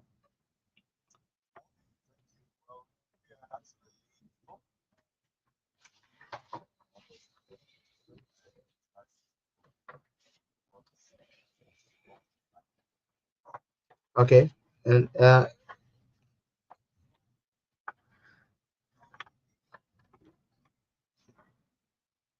You coming in low, and when you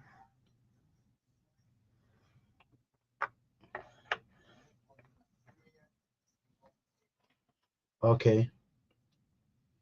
What's the mission here today?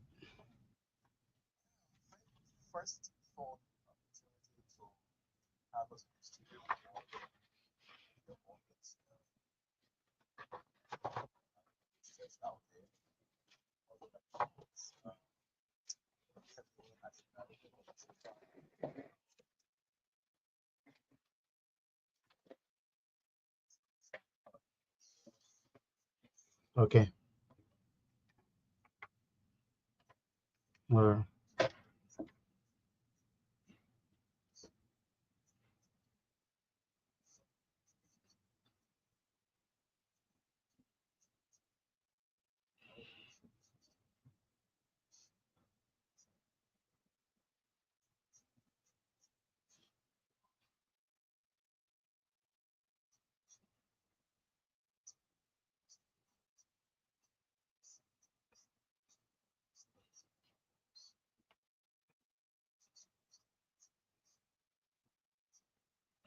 So with all these, the way you said, misinformation, disinformation, where are we now with for the UMC?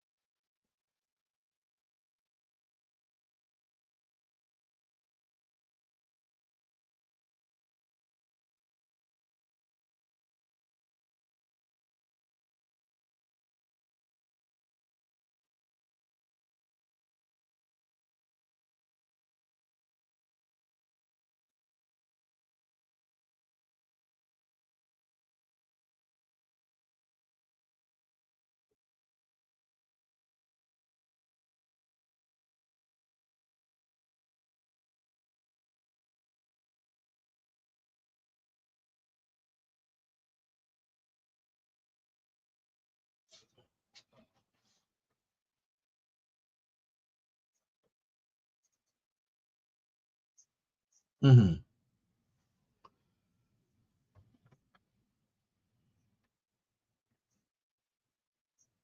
Okay.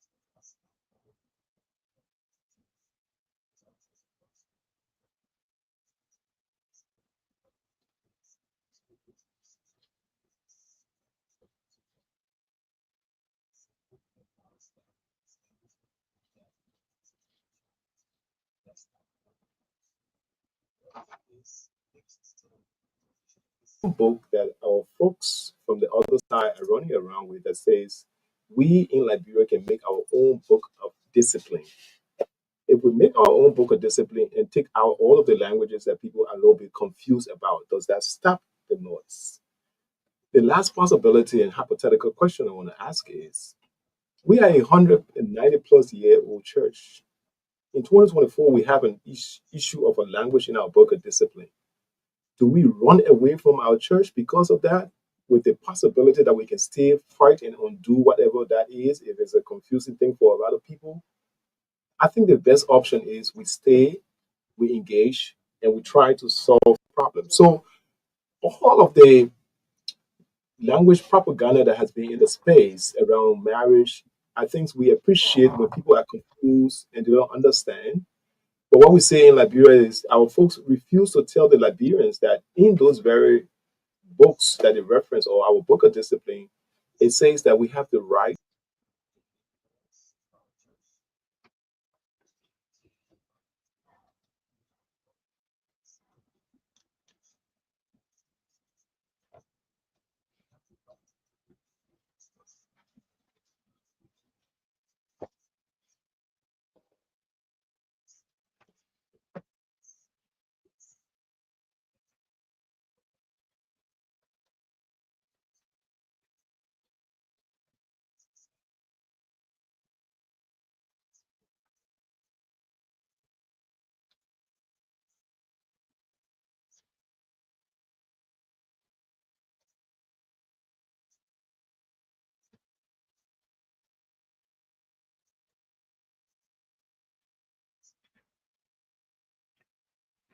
Recent time there's a protest. I think just that was just one Sunday. The started the Sinamwe, yeah, okay, Methodist Church, in the only same situation.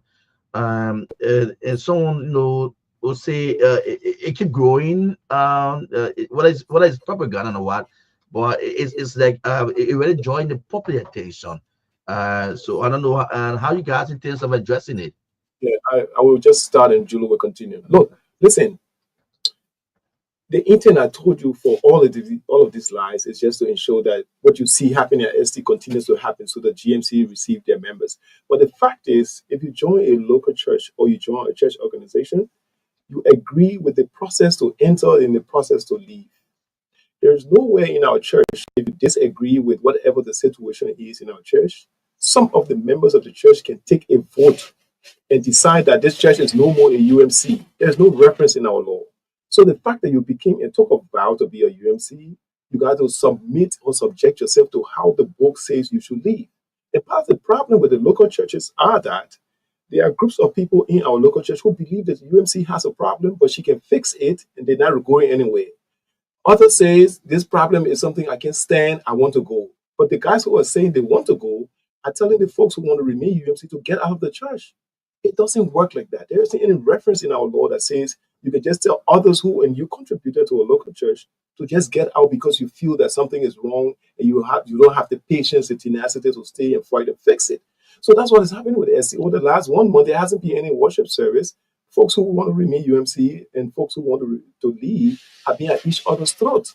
The bishop had to step in to bring calm until the problem can be resolved and the doors of the church can be open. I think what you Earlier on, you talk about there are some amendment what can be done, in your logs or in your discipline. I don't know. So with this, news sparking up, which for a couple of months now, it been running. But the only thing such of a gay, right? Maybe from the UMC, is there such of a gay marriage? Okay. No, Okay, there's no sorry, such thing in Liberia that will happen. No. And let me tell you, people will always find hate languages that they can use, and that is what has been done in the context of what is going on in the United Methodist Church. I know you follow us from since June last year and been hearing over here at Yana, where people will start yelling, oh, the reason why the people are having this protest or consternation about this at this church is because the people two men wanted to get married or two women wanted to get married. And up until today, nobody has shown us any of those things. So these people, our brothers and sisters. So it was all fake. Exactly. Very, to the highest degree, it was fake. Because let me tell you what happened. Initially, at 72nd, they said the same thing. At New Georgia UMC, they said the same thing. Of late, even at ST number, which you referenced, that was some of the information they were throwing out to the public. Why are you protesting? Oh, they said the people won't conduct gay marriage yet. No, our law doesn't allow that. In fact, if any gay wants to get married in the Republic of Liberia, the first place they go to seek authority to get married is to the government. And I'm sure the government wouldn't grant that kind of permit because our law doesn't allow that. If the government granted, of course, then maybe, because even in the book of discipline I told you about, nobody going to force a UMC pastor, a UMC church, or a UMC lay person to do anything that had to do with gay marriage consciously against their own learning and teaching. This propaganda has given the UMC a picture to the public, a very ugly picture, and it's a stigma, I would say. It is something which you have to fight and keep fighting on, to get things, right. And how you working towards it? Are you working on it? Thank you. Again, like we said, the intent of the propaganda was to, shut down the UMC, 190 plus year church with a very rich heritage, contributing immensely to our social, educational, health, and evangelical life in the country. The intent was to shut the UMC down. So there were lots of lies that the challenges with our the languages of our book of discipline meant that gay rights were coming to Liberia. And they forgot it, or they intentionally refused to say that in the same book of discipline, Liberians have rights to make laws that restrict any imposition or whatever. So how we get trying to deal with this is some of the things we're doing here, helping the Liberian populace to understand that the UMC has no intention to do such thing. All right. And firstly, we've been existing for hundreds of years, maybe as a United Methodist Church since 1968. In 2024, there were languages that entered our book that is confusing to a lot of people, and we appreciate their confusion. All right. We are also saying that language that entered our book can also be removed. That's how our church works. We are an evolving church. There are issues we discuss, there are issues we contend with, and we change every 4 years. Even as the languages are confusing to some people, which was not intended for, it was intended to reflect our complex global nature, 9.5 million United Methodists in more than 40, 50 countries. We're saying there are restrictions in our book of discipline, paragraph 544, that says every annual conference, like the UMC in Liberia, has the right to decide who gets married, that is conforming to our country's law. Every annual conference has the right to say who preach on our pulpit, that is conforming to our country's law. Every annual conference has the right to decide what is taught in the UMC school that conforms to our country's law. So there are guardrails already in the book of discipline. All right. And the issue with the confusion around the language is not cast in stone. It's not something that is permanent and binding. Liberians understand this church has served Liberia, contributed to our peace process, made a lot of inroads. Listen, guys, we have gone beyond our borders. Places like Zamitown in Riverside, the first ever school that got there was built by the UMC. In Biyandoro, the mountainous, unreachable part of Nimba, the first ever health center that went there that served the community now, built by the UMC. In District Number 3, Gobley, the biggest referral hospital. This is our intent. How can we do all these things in my community? How can we serve the people of Liberia with healthcare, education? You go to Bon County, in Zebe, in Batala, in Yantakula, you see all these big public, not UMC things. And then we come back and say, you know what? We're bringing gay against our own culture. The UMC is a church with men and women of decency, married couples, unmarried couples, including past presidents. How can you calm down the situation? There are some of your colleagues, according to my source, some of them are maybe heading institutions, the schools, churches for the UMC. Some of them looting though. They're taking away some of the belonging for the UMC, the church equipment, schools equipment. How are you guys going to engage them? Let me start by saying that when we get to a situation that is conflict prone, where we are, in fact, there's a remedy. There's a remedy that the national laws of Liberia provide. So those people who are in schools, who are seizing properties, seizing schools, seizing days. But firstly, are you getting such information? Well, yes. Those things are reaching us. Let me tell you one thing. There are people who headed schools who know that by just virtue of deciding that they don't want to be United Methodists, they will not head those schools again. Those people are now going to parents and telling them, say, the United Methodist Church want to update their curriculum by teaching things about gay marriage and this and that. And so parents are withdrawing their children from schools. I was just told on my way here by a principal that a parent went to the school and said, my children can't come here again because somebody told us, say, you'll be teaching them gay life. Again, that's the propaganda. And we can't use propaganda, or we can use lies to disperse lies like I started with.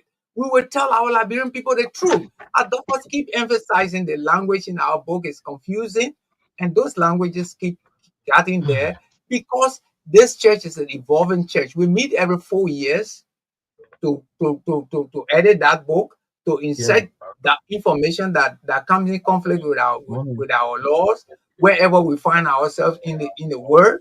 So, like, for example, if we put a language in it now in 2024 that is not pleasing to Liberia, our delegates to the 2028 General Conference can go with a petition and say, look, this information you put here is not good for us. In fact, the book of discipline as it is, and the information that's circulating all about are up for discussion beginning 2026 by the Council of Bishops and church leaders.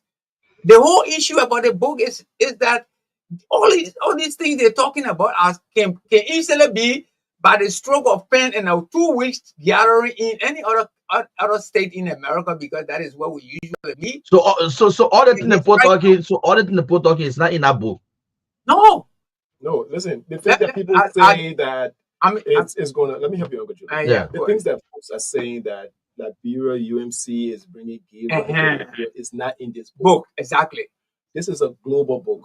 Okay. It represents the global complex system we call the United Methodist Church. And this book was designed to reflect. I'm seeing the book of discipline. Right. Of the United Methodist Church. Okay. Right. Yeah. It was designed to reflect our complex global nature. In 2024, some languages were designed because of our history of different people feeling that they were restricted and, kind of like, taken advantage of. They advocated for some languages to be changed. It was changed in 2024. That language is also a lot of confusions that people have. We appreciate that. So there was nothing changed, or there was something changed, so was not added, or there was something changed. Especially for example, marriage, which is the biggest issue of controversy. But I have for me another book here. They say United Methodist Social Principles, as adopted by the General Conference, Charlotte 2024. Our book of discipline contains the social principle, the Constitution, the general rules. You understand me? So that social principle is also in this book. And most of the controversy we are having is from our social principles, which are not binding on Liberia. All right?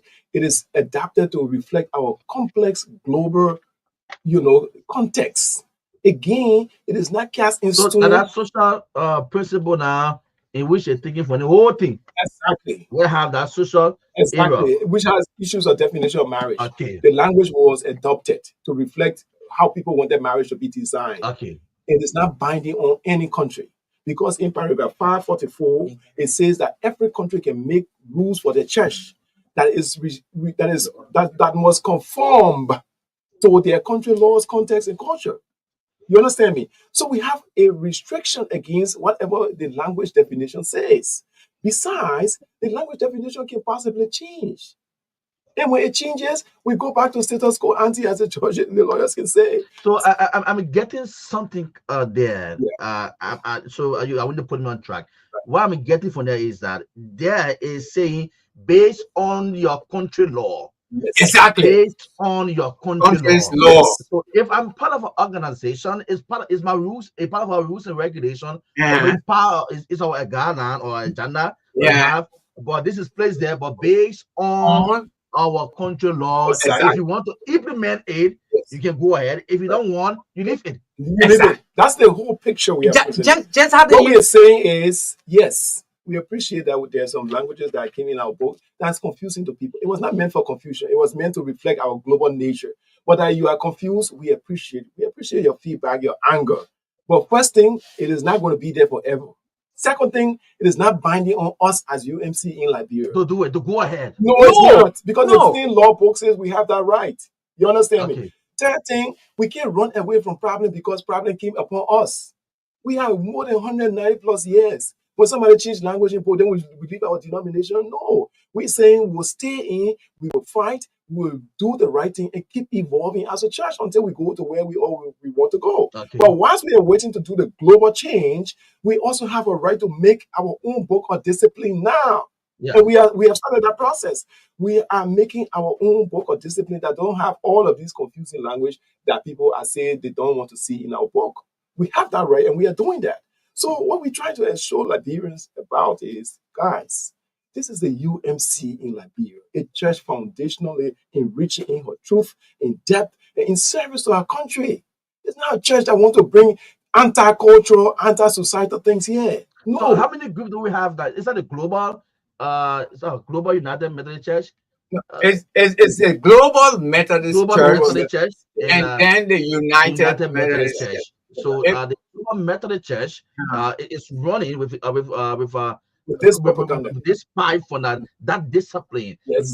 with this fight for that book is what they took from there. And just running around with it. They are not going to the other part Okay. that says that the country has a right to not allow it in their country. So when people say, you know what, there's a gay coming to Liberia, there will be gay bishop, all of that propaganda. There's no gay bishop coming here. There's no gay pastor coming to preach in our church. There's no gay, any openly gay person. Whoever it is that comes in our church, we see you as a child of God. But for you to say, yes, I'm a gay bishop in America, I'm coming to Liberia, please invite me. No, we've already issued a resolution, as a church, that we're not going to allow that. The West Africa, Central bishops Conference passed a resolution that there will be no gay business in West Africa. The African Council of Churches, not Council of Churches, but the African bishops of the UMC passed a resolution that there will be no gay business in Africa. All right. The Council of Bishops of the UMC of the entire world released a statement that if every country decides that no gay business goes there, nobody has that right to carry gay business there.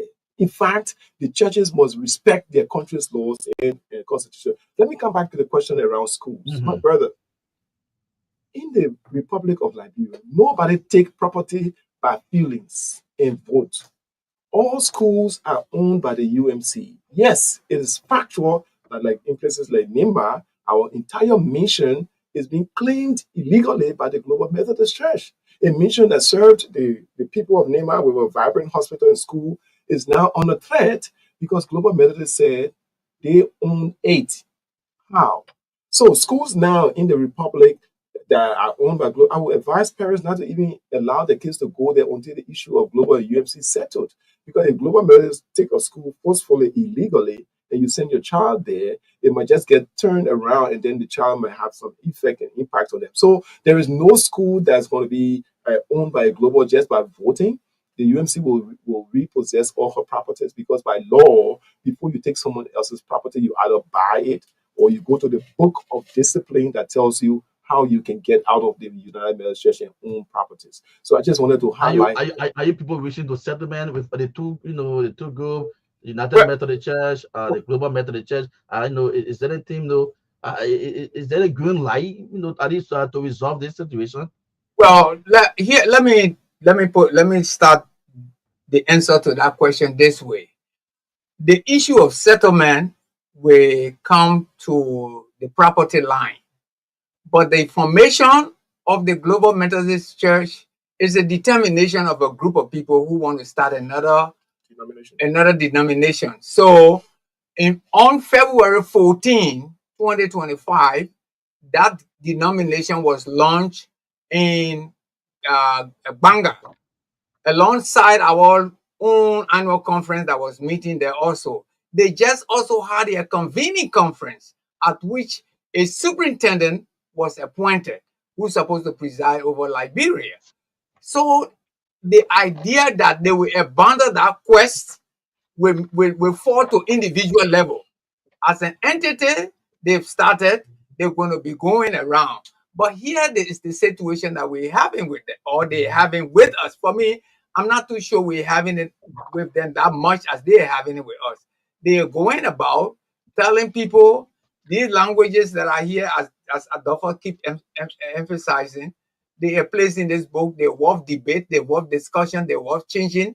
We got to go after them. We can't run away. But for them, they're taking a position, and these are the languages they want to use now to convince people to say, look, follow us. The United Methodist Church now has become a gay church. No, in Liberia, no, that is not true. Okay. No. Well, folks, you listen to the Breakfast Show, y'all, Truth FM 96.1. Yeah, what a tough talking point this morning. And a lot of things I know this morning, biggie food on your table. So you can be part of this discussion. I just want you guys to use maybe 2 minutes. Just clarify things to a member, clarify things to the audience before going to the phone line. Yeah, thanks a lot. And I want to re-emphasize, people of Liberia, the UMC will never be a channel to bring anything around those kinds of LGBTQ or gay. We will never be. Secondly, in 2024, we understand that there were some changes in our languages that are confusing people, that is making people angry. The same way it got there, it can be gotten out, and we are in that process. Thirdly, even as it is there that is confusing you, we have the right to make our own discipline that will not have all these things that will confuse you. We are making that. Fourthly, we are not running away as a church 190 years old from problems. When we have problems, we will discuss it, we will remain, we will engage until we can solve the problem because we have provisions in our book of discipline that can allow us to take language or rephrase language and make sure it represents everything that you want us to represent. Thirdly or fourthly, the UMC in Liberia is here for you as a church that is delivering. She's remaining committed. She stands on the Bible in all these book of discipline discussion. No change has been made in the Holy Bible. We stand on the Bible. It's our faith. It's our tradition. It's our inheritance. We're not adding or subtracting anything from the Bible. We'll remain believing in the Bible as we go forward and serving the people of Liberia. My colleague have a question. Before we go to just before we leave, one, what is the meaning of two consenting adults? Two, if they claim, if you guys claim that they can develop their own book of discipline, which part of the new UMC book of discipline gave them that authority? Thank you. Two consenting adults for Liberia is a man and a woman. All right. Okay. Two consenting adults for Liberia is a man and a woman. Period. And we have defined that and we have stuck to that. Again, I said that provision was made because we are in a complex global system. And this book is for the whole world. Okay. It's not for Liberia alone, but for Liberia, two consenting adults is for a man or woman. Let me read you paragraph 544 number 18. Okay. A central conference or annual conference shall have the authority to edit and publish a central conference book of discipline. So it's right here. You can read it for the public if you don't believe it. It has given us that right in the new book of discipline 2024 to edit and publish a new book of discipline. And that process is afoot. Okay. And let me provide this other clarification. And I think I appreciate you acknowledging that fact that says you cannot violate your own country's constitution. If you belong to an entity such as the one we belong to in the United Methodist Church, when options are provided, you use the option that best serve your needs so that you don't violate your own country's constitution. We can now go wherever. All right, folks. So you can place in your call for those of you monitoring us. Calls on 0776 9274 72 077 692 74 72. You have a lot. The team from the United Methodist Church, they are here this morning. Making some clarification though, and also making some key points. Good morning. Yes, sir. Let me put the last speaker, please, sir. Sorry. Go ahead. All right. Good morning, Ansu. And good morning to your studio guests. This is Simon Morris, and I join you from Bakolo. Okay. Ansu, for me, I'm a Christian, specifically I'm a Lutheran member. But you see, this issue about the Methodist Church is not just the Methodist Church. When the issue started, it's a serious problem, and it's a very shame on us in the Christian arena. The LCC, that's the Liberal Council of Churches, I don't know what they are doing, so it's started. But right, we expect the LCC to come up with a funding because they have to sing with the whole party and know who is. Just yesterday, the global will also speak for themselves. And then today, again, we see the UMC is also on the platform defending themselves. Nobody knows what they're doing. So what happened is we expect the LCC to sit with the both party and really find out who is talking the truth and give it like broad people the funding who is so that it can stop. But other than that, and so everybody will not defend themselves and they think will not stop. Okay. Thanks for calling. Let's get to the caller. Good morning. Good morning, Edwin and the rest of the guys in studio. This is Emmanuel Kuba, and I call it from Eti Kubaro. So just to the last quarter, the UMC that we know will not accept any debate with us from the UMC in any given circumstances because they are very much afraid of us. But these are a few things I just want to ask, right? Why are you both the word? Is it boy for Igbo? They are afraid they cannot sit in a studio with us to debate. Well, they not say go issue debate or say they call the council of churches. So this was one table they call it on. They call on the Bureau Council of Churches. So I need to invite the two parties so they can get information. So they know who's really pushing the truth. That's what he's saying. Okay. All right. Let's just wait there. Let's call out. Good morning. Go ahead, sir. Let's hear you. Okay, this is Afonso TCA calling from John Rick Murray United Methodist High School. My brother, thank you for our two brothers in the studio. But let us understand something. Let's go back to the Bible. When God created this. Let me know firstly which side you going on. Global Methodist Church or UMC, United Methodist Church? United Methodist and me United Methodist for life and forever. Okay, go ahead. Yes. My first question is when God created this world, Adam and Eve in the garden, he gave them good and bad. That option was given. When they went for the bad, that caused death today. Do we blame God for what they did? The second thing that I want to say is that is there anywhere in this world where a denomination will come up and use propaganda, lies, to gain souls to a member? Was there anywhere in this entire world where a new denomination that was just founded just February 14, 2025, to say you have over 200 churches in the Republic, when you have never preached anywhere? What have you preached to the people to win souls? Okay, let's just hold it there. The line is busy, all right? So I'm not going to keep you on too long. Can we take it one more before getting back to our guest for response, and then the party comment? Good morning. Good morning. Go ahead. Okay, my name is William Swabi Jr. I was in the United Methodist Church first. But let me tell you, look at this studio, they are lying to the Liberian people. The people talking here and they're showing our book. Didn't say they're lying again. So what?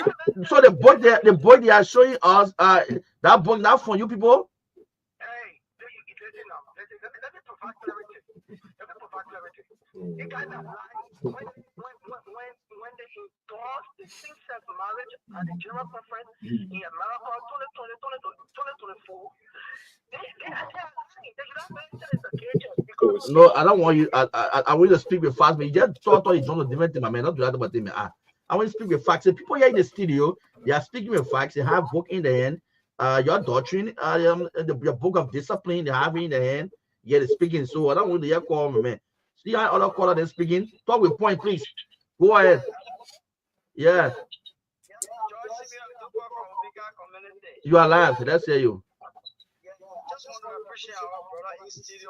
I mean, they are make everything clear that the church has split into two groups. So now we are come to understand that the reality that Satan has entered, and therefore better join them as a Christian body who are true believer of Christ to also back them all that are standing for the truth. Because the idea of gay right, they are not appreciating that what we stand for. Okay. Exactly. To stand up, but one of the question is why the government of Liberia is doing to get rid of those that are pushing for gay rights, because it's not in our law. So why are they doing to go with the authority? Okay, we're going to hold it there. Get back to our guests for the response. And of us, I think you listen to the callers. I don't know whether you guys we received calls from the Liberia Council of Churches for any high authority inviting the two team to hear. Listen, I'm grateful for the calls. I think they're understanding where all this is coming from. You will see what GMC person will say. You know, these people bringing gay rights. That's a whole story about their propaganda. I'm not going to waste my time with that. Listen, the UMC in Liberia is foundationally based on the truth. Everything we have said here is written in black and white. We have our rights to form our own book of discipline. We have a right to do everything with our country's laws and constitution. The other thing is the UMC has no intention of bringing any gay rights here and will never do that because that's not our mission. The last thing I want to say is that, listen, the Liberians have to understand we will not run away from problems, and we are not a problem-free denomination. When we have a problem, we have a window to fix it. So we are going to engage and remain engaged until we fix the problem.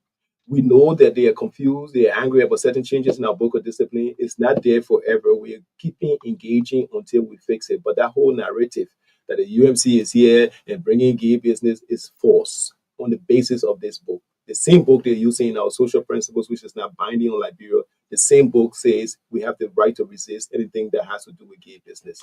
Thank you for the time. That 30 seconds. Yeah, my 30-second will be used on the fact that we as the United Methodist Church represent what Jesus Christ asked us to be, to make disciples of the word. We are not changing anything. But the truth is that we also humble ourselves as a church to understand that God has said only He is the most righteous person. We are expected to be like Him, but He's different from us. Thank you very much. Thanks so much. Yeah, thanks to the team. I really appreciate you people this morning. Yeah, and folks, you listen to the team from the UMC United Methodist Church this morning so much. And I think the most important thing is about the Liberia Council of Churches meeting the two teams, so we can go in deep to know who's saying the truth. But for here in studio, the UMC team here, they were speaking everything we saw the book in the end. So that's a meaning that what is unfolding. I hope it shouldn't be some kind of cheap propaganda. Yeah, it shouldn't be something very cheap. Maybe some people want to establish their own thing and to do that, that they want to push something to the public. Right? All right, folks. So let's go for the break, Edwin. We'll come back. We'll see what next we have on our plate.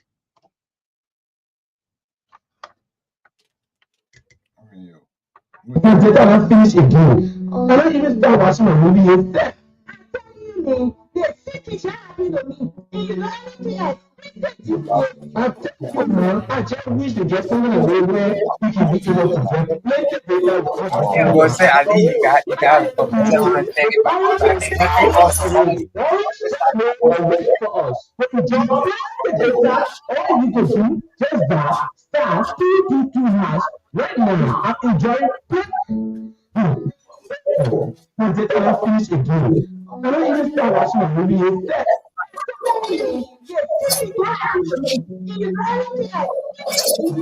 I'm telling you, man, I just wish to get something away where you can be able to get plenty of data without breaking your back. But when I get good with always away, always just more away. If you are plenty of data, all you need to do is right now, I'm enjoying plenty of data for small money. Yes, with star 222 hash, you get unbeatable data deals. For just $1, get 1.75 gigabytes for a whole day. With $2, enjoy a massive 5 gigabytes for 4 days. And for $5, you get 13 for 7 days. It's on the Two Verified show this morning, 296.1. For the next 10 minutes, we will have with us, we already have with us the supporters, fan base of FC Barcelona, the best club in the whole entire world. And so far, they're here today. They are our guests. For the next 10 minutes, we talk about their event coming up on Sunday. So, good morning. Welcome to Truth FM. Good morning. Good morning. All right, so she's the female is here. She's the acting president. Okay. Yeah, of the FC Barcelona fan club in Liberia, and then he's the acting secretary general as well. Okay. Yes, so everybody is acting now until the organization can conduct their elections. So they are here to talk about there will be a jamboree on the 17th of August, which is this coming Sunday. Yeah, it should have been the 10th, but it was postponed because we had late issue with the pitch, getting the pitch. Yeah. So they will be talking about the organization, discussing when this organization was founded, and why. These are things that they are instituted to discuss. So we'd like to say welcome. Our name is Neto Gabla. I'm Neto Plewu Gabla. Okay. Yeah, I'm not still really getting her. I think she's coming in. No. Call your name again. I'm Neto Plewu Gabla. Okay. And he's Mark. Please call your name, yeah, Bishop. You hear us? Yeah. Yeah, I'm here. I'm getting you. Yeah. I'm Mike T. Martinborough, the bishop. Okay. So, firstly, how's the organization? Yeah, the organization is doing well. We are on track. We are trying to encourage others to join us in making this organization second to none in the Republic of Liberia. Okay. I guess people that want to join should be a supporter or a close supporter to FC Barcelona. Yeah. What's the aim and objective of this FC Barcelona fan club in Liberia? It's to bring the fan of FC Barcelona of Liberia together. Okay.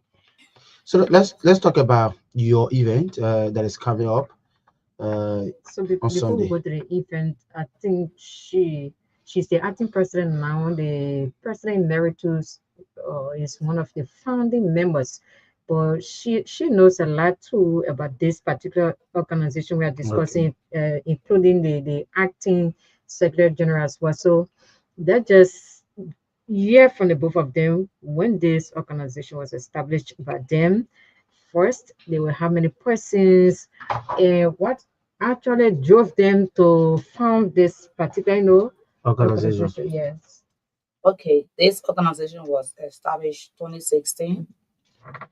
I know about 3 persons. They are D. Kainesebe, Alaska Johnson, and Robert Clark Jr. Okay, Robert Clark Jr. Kayane Singbe. Okay, you were not part of that at that time. No.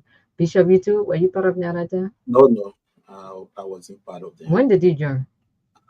Got added 2018. Okay. Yes, 2018. That's when they brought the idea to us. We wholeheartedly accepted. We joined the fan club. Okay. All right. I joined 2019. Okay. So let me ask the acting president. A lot of women usually shy away from male-dominated fields or male-dominated, activities, that sports in general. So seeing you as a female forming part of this kind of thing might inspire any other girl child, right? Yeah, definitely. Yeah. Okay. So I don't know what really motivated you to love sports or football. Let's discuss one of the sports, which is soccer. I started loving sports from my early age, especially soccer. So soccer is all in my blood. Yeah. I had the opportunity to play soccer because of my grandmother. She stopped me. Okay. Your grandmother. All right. So that's yeah. Okay. Since then you started liking soccer at an early age. That's what you said, and you are still into it. You are a fan of FC Barcelona. I don't know what what year did you become a fan of Barcelona, and what really inspired you to become a fan of FC Barcelona? I will tell I'm a fan of Barcelona, so Okay, I started cheering for Barcelona. I just interest closer to you can use the microphone the user. Okay. Yeah. I started cheering Barcelona 2004. Okay, 2004. Yeah. Okay. What really inspired you to be FC Barcelona fan? The first day I want to watch Barcelona playing, I saw Samuel Eto'o Okay. and Bernardino Teco Mevi. Those are the guys that really encouraged me to become a fan of Barcelona. Yeah, all players. That's great. So let me talk about mine too. For me, I started liking football at a very, very, very, very early age to like her. but I became a fan of Barcelona because of Lionel Messi, you know. Yeah, so everybody who is a fan of European, football would tell you that I was driven by SYZ, right? Or SYZ inspired me rather to become a fan of this club. So I became a Barcelona fan because of Lionel Messi. I was focused first on the English Premier League, but Messi's skills, that dribbling skills, how very good he is, how talented he is, made me to be fan of Messi, and then leading me to automatically become a fan of FC Barcelona. So it's actually great to see you as a female in the midst of men. There are other females there. We are many, to be very frank. And being the acting president of such a very big organization is a very good thing.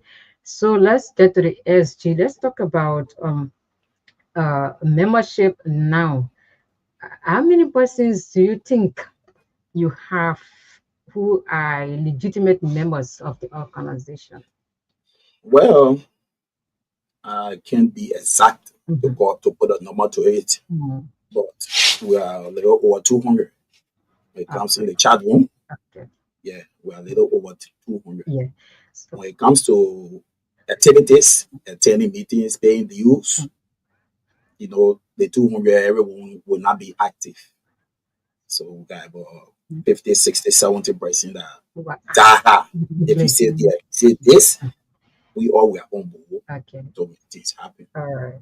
You talk about the institution has article of incorporation, meaning you are legitimate institution. We are a legitimate institution. Yeah. We obtained our article of incorporation 2018.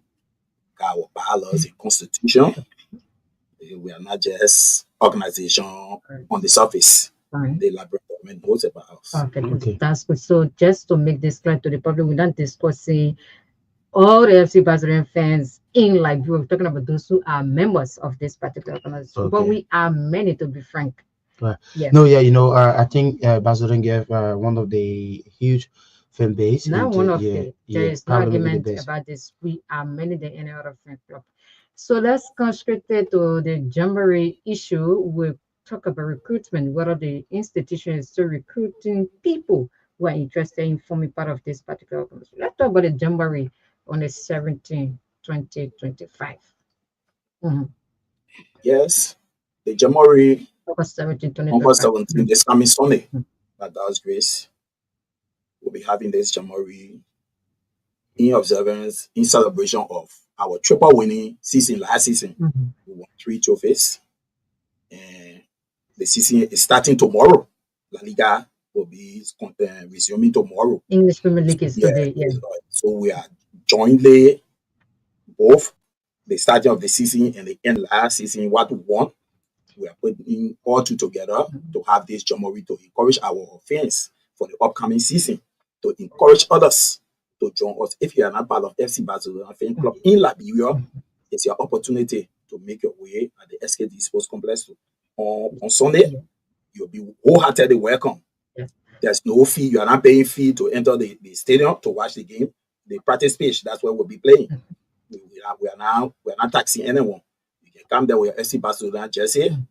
Come will be, if you're interested to be part of the party, we'll wholeheartedly accept you, and you can come on board. Yeah, so it's actually in celebration of Barcelona's successes. Let me just say successes, because we won La Liga, we won Copa del Rey, we won Super Cup. Fine. So 3 major trophies, but we missed out on a very, very, very, very big one, which is the Champions League. It was disheartening indeed. All right, but we're still happy. She's still crying. But we're still happy, right? Of course. So we look forward to next season. I mean, this season, because the season starts today. La Liga will start tomorrow. English Premier League is today. Okay. La Liga today, Premier League today. Okay, yeah, today, yeah. La Liga starts today. So yeah, so this particular season, we will win the Champions League. Are you not sure about that? I'm optimistic that Barcelona will win the UEFA Champions League in the next 4 to 5 years. With the kind of young player Barcelona get, the likes of Pedri, Gavi, Lamine Yamal, you name the rest, Femi Lopez, Marc Casido, Marc Barnell, Alexander Blay, Paul Kubasi. We have a lot of young talent. Yeah. Trust me, Real Madrid again this season will collect what they supposed to call it on October 26th. I mean, the list goes will be four. The list four. But imagine in 4 matches we managed to score 20 goals in our preseason tour in Asia. Yeah. And then by our game in the Gamma Trophy against Como of Italy. So the team Como from Italy plays 6 games. They won all their 6 preseason games before meeting Barcelona, and they got dragged, frustrated, beaten, flogged with a 5-0 scoreline. That sent a message that Barcelona is coming back for their La Liga trophy. They're coming back for their Kings Cup. And the Champions League, that Inter Milan, luckily, I would use the word luckily, I know, right? stole from us and went and lost it to Paris Saint-Germain. We will get it back this season. Just the Bible talk about time. So I think that this is Barcelona time, and we will go for it again. And I think we stop it. Well, back to the Jamboree topic. So we wrote Arsenal fans, and it declined. And I was so amazed when I was surprised, extremely, when they declined to play us.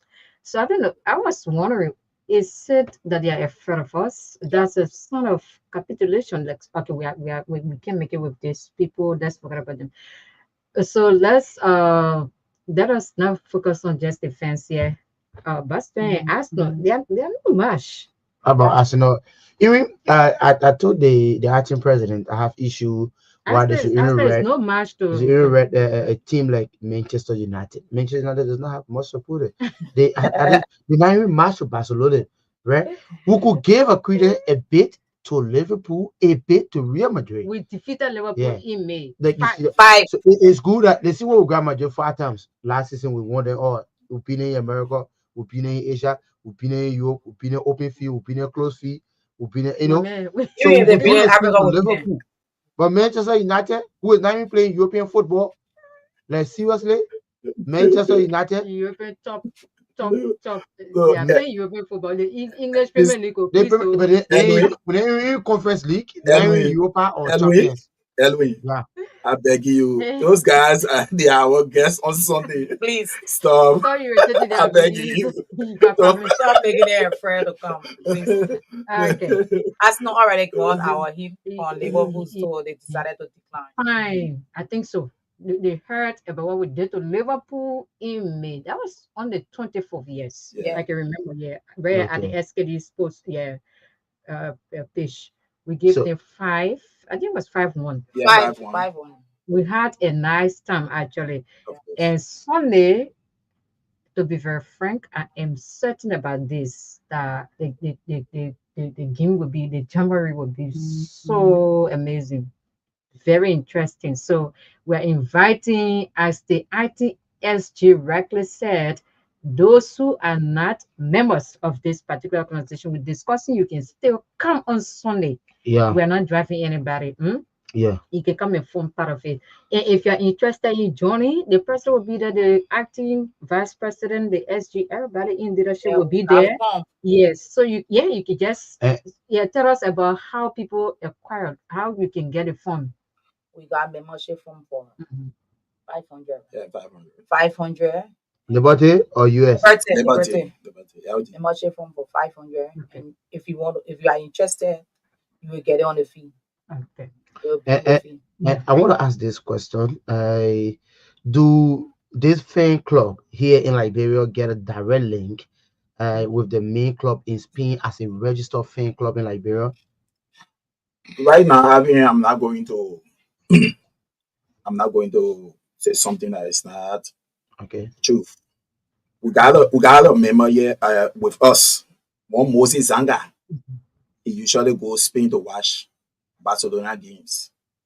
He got in contact with the club, with the mother club, and there was promise made that at certain level, certain membership we need before they will really pay attention to us, for us to get directly in contact, with them. Okay. So right now, that's why we are working on. That's why you see we are encouraging others to come on board. Don't just sit on your sofa in your comfortable zone, watch game, you alone. I know. Usually, when we started the fan club, every game we used to meet when your boss 704. Yeah. It used to be our You're talking meeting. about the We were to liability, team liability, yeah, liability. team liability. Mhm. We always used to meet there to watch game together. Okay. It brought that unity. People saw us together. That how people started coming on board. So I'm interested in knowing about this recognition. So he went there and they told him, I don't know whether they were very explicit in their explanation to him that, okay, you guys need to be this exact number before getting the right to be recognized by us. I don't know what exactly they told him. They did not give him a certain number. Okay. But as a benchmark set, you can be 2,200, 300 person. You say you are fan base in a country for the mother club to recognize you easily. You got to be at certain legacy levels. So not 10,000 Wow. at least. Yes, because if Barcelona is coming here, you should have the fan base. You should have the support to support them when they are coming because you're their host.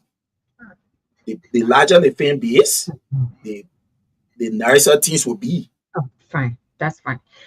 And when it comes to fan base, as we discussed in studio today, we are many Barcelona fans in Liberia. 10,000 is just even us here at Tuva FM. You in the newsroom, you get Emmanuel Singsi, you get Edwin Barttafoyen, everybody Namen don't have time for Tapia, that. you All get right. DG. I think used to be a Barcelona fan. Even the CEO. Yeah. So we are many. So actually, Barcelona in Liberia we have astronomical fan, base or number of supporters in Liberia. So 10,000 is not anything. Where in Bon County you can get more than 10,000.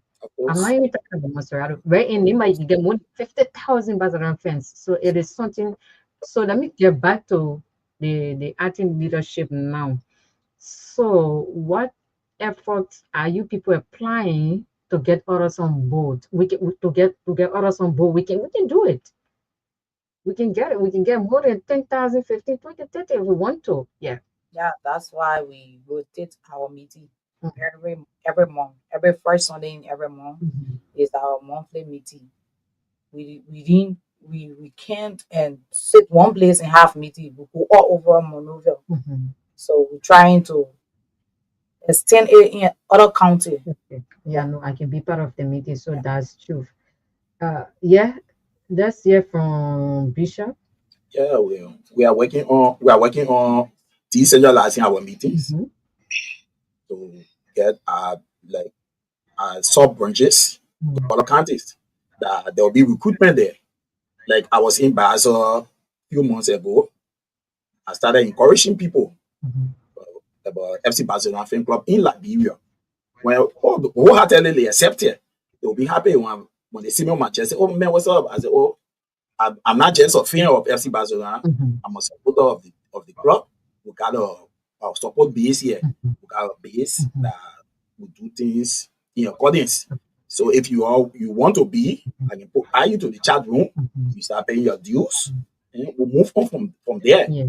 We can just sit in Monrovia alone and expect everything to be." I asked that question because any organization or any truly organized, group of people will have a blueprint, So that's what I asked that question. So it is actually true.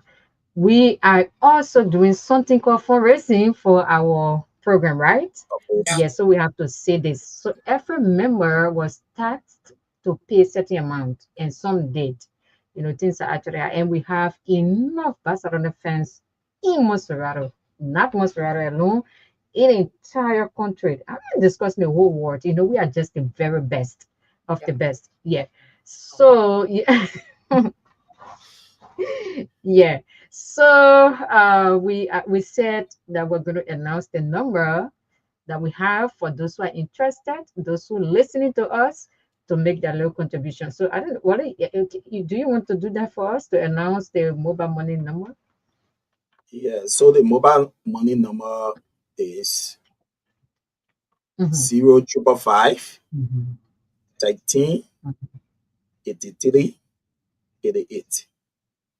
0555 13 83 88. It is registered to the fan club with the fan club name, SC Basel fan club in Liberia. All right. Yes, it's no individual name on this number. Okay. Yeah. So if you just tune in, it's ringing. So if you just tune in, we have in studio. Yeah. Yeah. Edwin? Yeah. So to participate, you can call us on 0778 31 33 64, 0778 313364 is the number to call and be part of the discussion or the necessary question you want to ask. You can call us on 0778 31 33 64. Our first caller is on the line. Good morning. Caller, tell us the name. You join us from where?